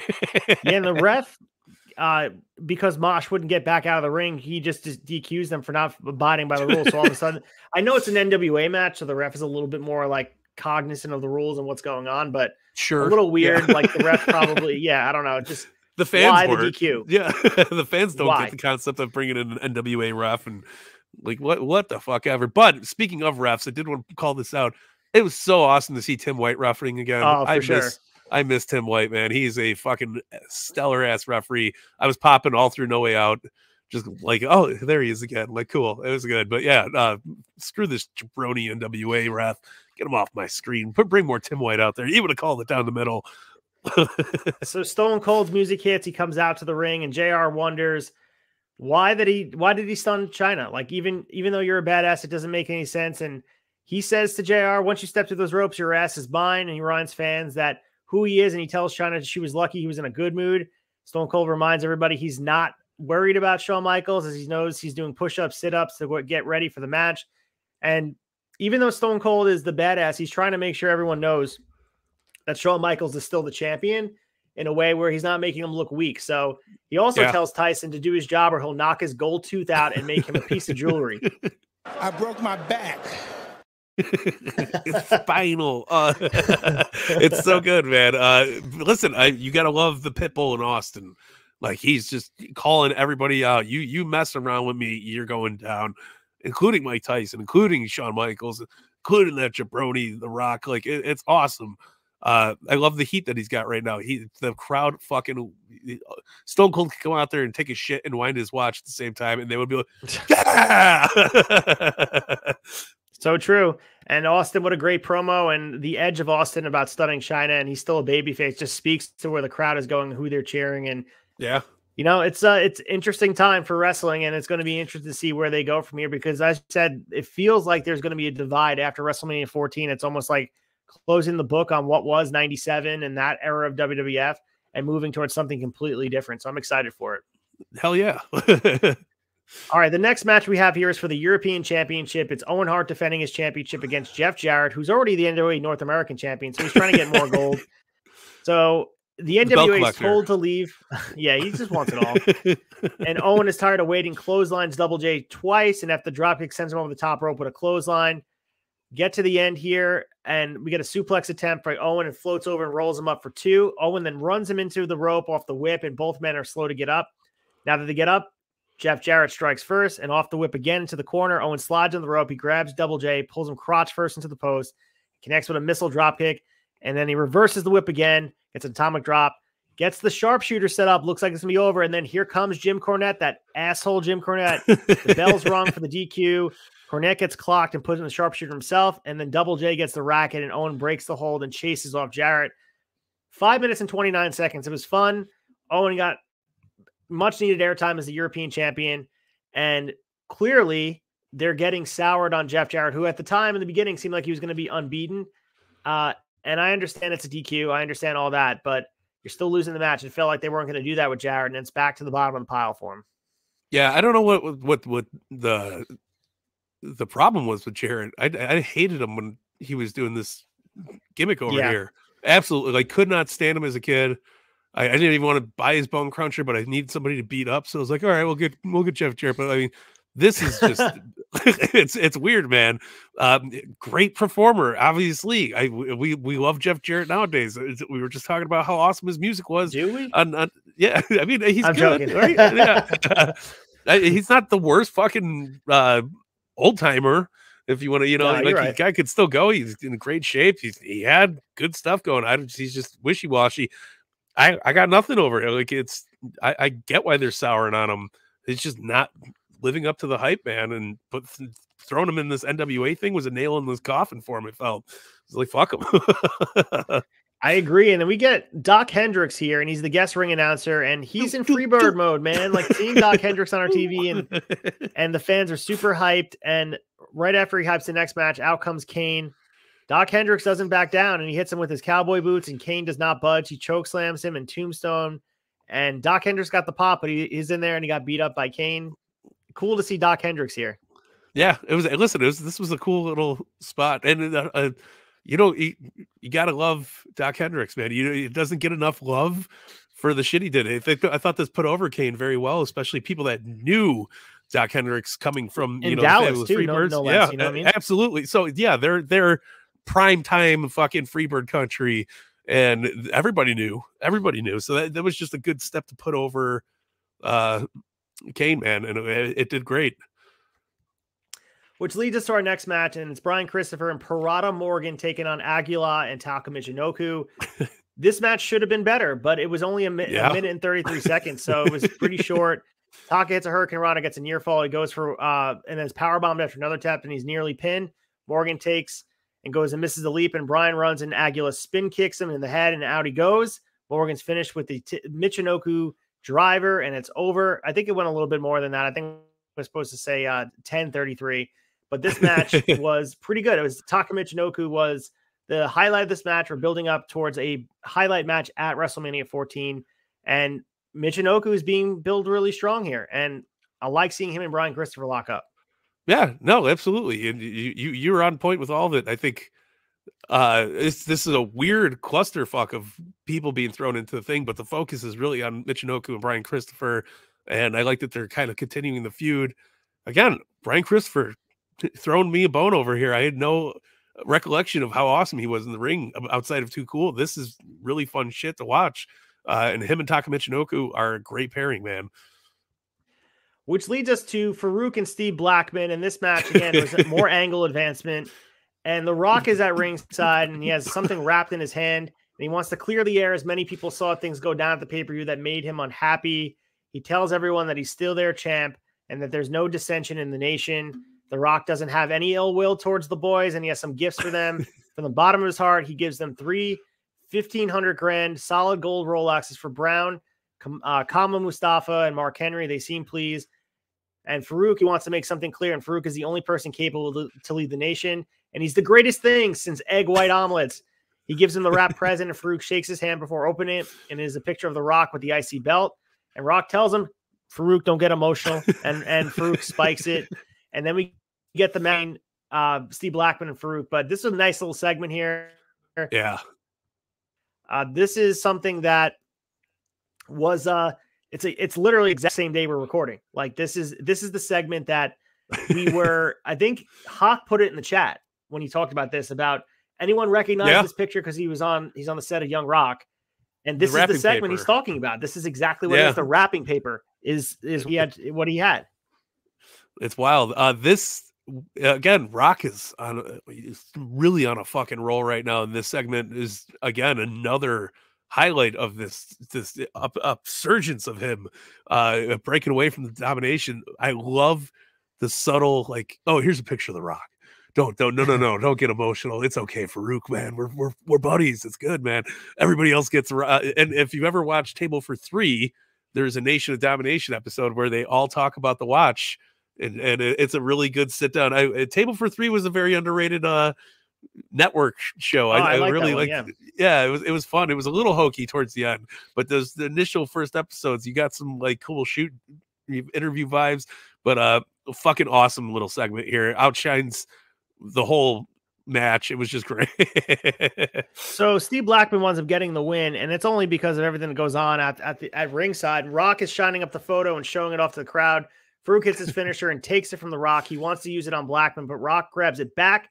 Farouk is rolled up and beaten, so that pisses Farouk off more. Rock is not happy with what he did with the picture, and Farouk just stares in disbelief for losing to Steve Blackman. Now Henry has the picture and shows it off, and Farouk has had enough, punches it a few times, rips it, finally leaving a Huff behind with Rock beside himself and just being like, I tried my best to make you friends with me. Meanwhile, Rock knew full well what he was doing was great.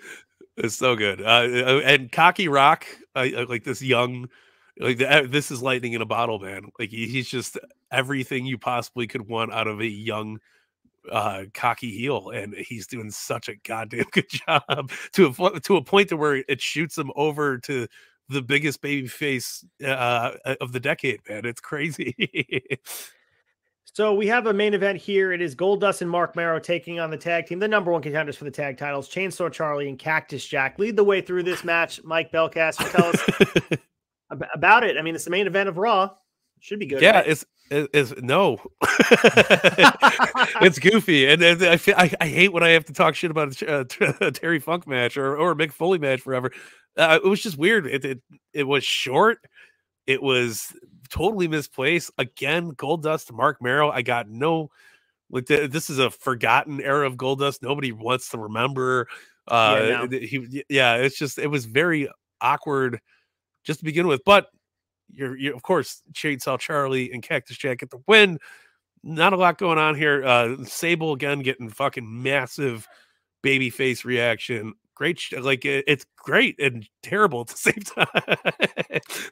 Yeah, I mean, honestly, it was one of those Raws that felt like, I don't know. I know we talk about it on Dynamite sometimes with AEW and a lead to a pay-per-view. It's like almost a waste of an episode as we're building towards something. It felt like everything stayed in place. And of course, there's some good moments here. We talked about the Nation moment. We also talked about, some of the matches, Taka Michinoku is good in the ring, and there's some good stuff on the card. But at the end of the day, it feels like when we're on this, this nostalgia path towards WrestleMania 14, you feel like it's going to be every moment's going to be maximized. And I guess that's what we're seeing here, is that not everything is crazy memorable. And that's, not a bad thing. It just speaks to a weekly TV show that sometimes things are going to hit and sometimes they don't.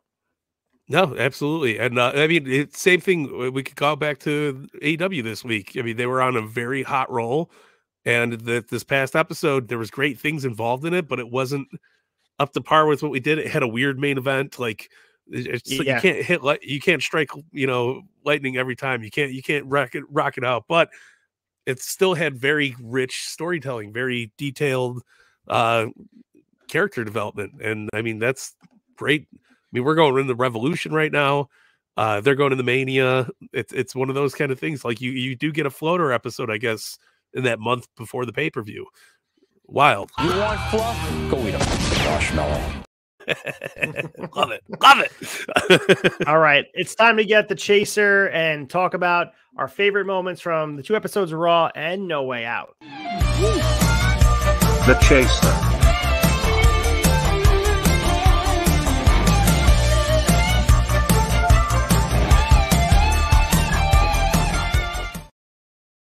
Oh yeah.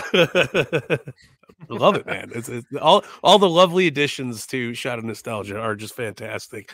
Big shout out to the 2 Bad Chads, man.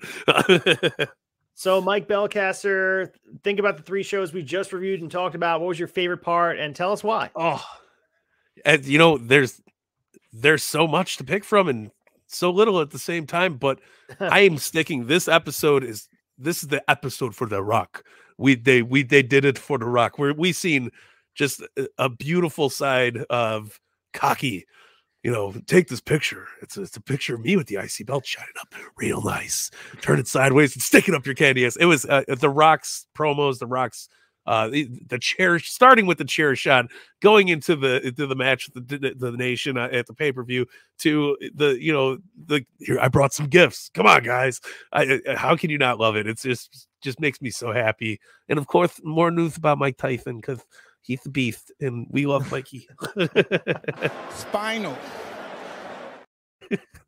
Honestly, I agree with you, man. Everything you said was great. I have to say my favorite part was the 8-man tag because, again, it was something forgotten. I like some of those filler pay-per-views that have memorable moments. And now looking back at it with hindsight of knowing where all these characters are and when and how influential they were in the wrestling business, really, really cool moment. And it's the perfect, they did the best they could with Shawn Michaels not there. And they would have done the same thing with Shawn there with him in the match instead of Savio. So I like that plan where you're not having Shawn defend the title for no reason. Sometimes you're caught up in we have to defend the title at pay-per-views, but sometimes you don't. Sometimes you just build it up towards that big match. Yeah, not everything's got to be a title match. It was a showcase of the talent too. Like I said, I agree so much with you. Triple H shined so well during that match. I mean, we got more advancement from the storytelling of Stone Cold, and Savio Vega was a nice touch, and they had rich history. It was well done for what it was, and it was the birth of No Way Out, man. And speaking of Kane's bad eye, both of those eyes look pretty good on that poster. I'll tell you that. That is true. But as the lights are coming on the bar, it is Friday night, and you guys stay tuned following this. We're going to be having Adonis Stone, the perfect ratio from Remarkable Wrestling, joining me, having a conversation, hyping up Better Than the Best 2, talking all about his wrestling career, his football career, and arena football. Stay tuned for that. It's going to be following this directly. We're going to close the tab, hype up what's going on in the Tavern, and get ready for the week of wrestling and Elimination Chamber tomorrow with Sami Zayn and Roman Reigns in Montreal. Closing the tab.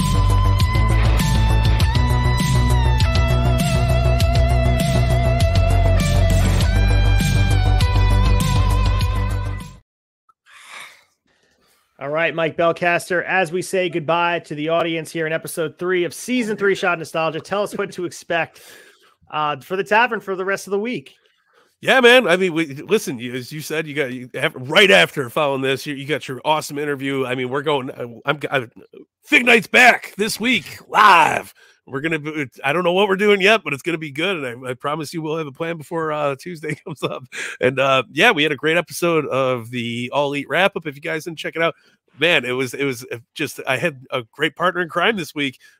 My buddy ACEFIELD sneaking up on the side, coming in with the hot tag, man. Appreciate you hopping on again. It was a great talk. Dynamite was, like I said, they've been on a roll. It's been fun to cover this past month, and really leading up in the Revolution. And I'm just stoked, dude. And of course, Shot Nostalgia is my favorite place to be every Friday. I'm always kicking back and just enjoying the jam. So yeah, man. So hell yeah, man. And you guys, this time next week will be I will be at Remarkable Wrestling, Better Than the Best 2 in Deer Park, New York. And I have some of these cards that I was selling at VPW, the Victory Pro Wrestling Show Notorious.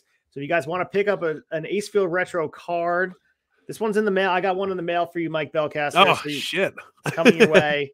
So if you guys are looking for this, you guys can DM me. I'll send it wherever you want to go. I'll sign it if you want with one of those glossy paint pens. But if you're do one even better. Come out to Deer Park, New York, Remarkable Wrestling.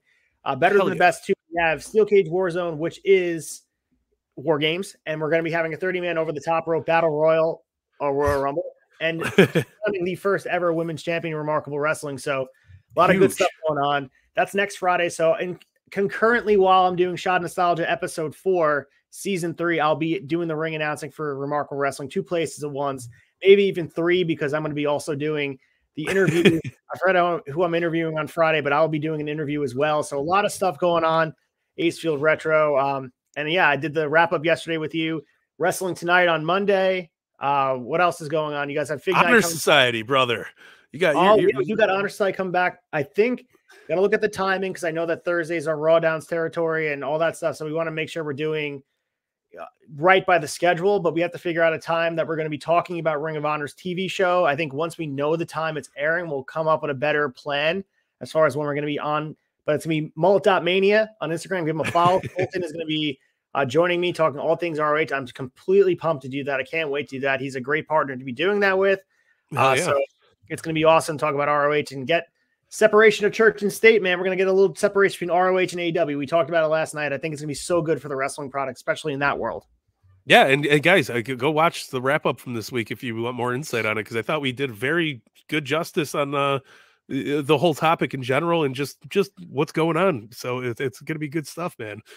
I also want to thank OFG BMX for the kind words I did actually see that before we went live. A couple of people saying nice things about me on the bottom, and I'm blushing. I really am. Thank you guys so much for the love. I feel so loved on Instagram. You guys are great. So come say hi to me. If you're in Deer Park, New York, Remarkable Wrestling, come say hi to me. I'll be ring announcing. I'll be the one wearing, spoiler alert, a very flashy blue and green jacket in the spirit of the colors of the event. So come say hi. If you want a card or you don't want a card, doesn't matter. Just say what up and say you listen to the Tavern and say hi to me. I just love, talking wrestling with everybody. So it's a cool time. I love it, man. So that's all we got for you. As I mentioned, we're going to be reviewing episode 4 of season 3 next week, 223.98, 32.98, and 39.98. So I think it is 2 episodes before. I think maybe this is the go home before WrestleMania 14. We're close. So we're like really pounding through 1998. And this has been a blast, man. We're getting up to the pivotal moments of the Attitude Era, and great feedback from everybody. Keep up the chat and keep you guys, commenting on what you like. Tell us what you think about all these little drops we have here, and give Chad some love, because I think that is the important part. He puts so much production work, as does Sneed, in what goes on in the Tavern. Those two guys are just the heart and soul of what the Tavern is, and we just continue to do our thing on our corner of Shot Nostalgia. But I think this is the Too Bad Chad's vision, and hopefully we're living up to it with the Tavern. No, absolutely. We appreciate them. Without them, there would be no Shot of Nostalgia. So all the love to both Too Bad Chads, man. And yeah, dude, I'm fucking pumped for next week. Pumped for WrestleMania season. Let's get into it. I'm really ready to roll. Very quick. I know that, this may be audio. You may be listening to this Saturday morning with your cup of coffee with somebody.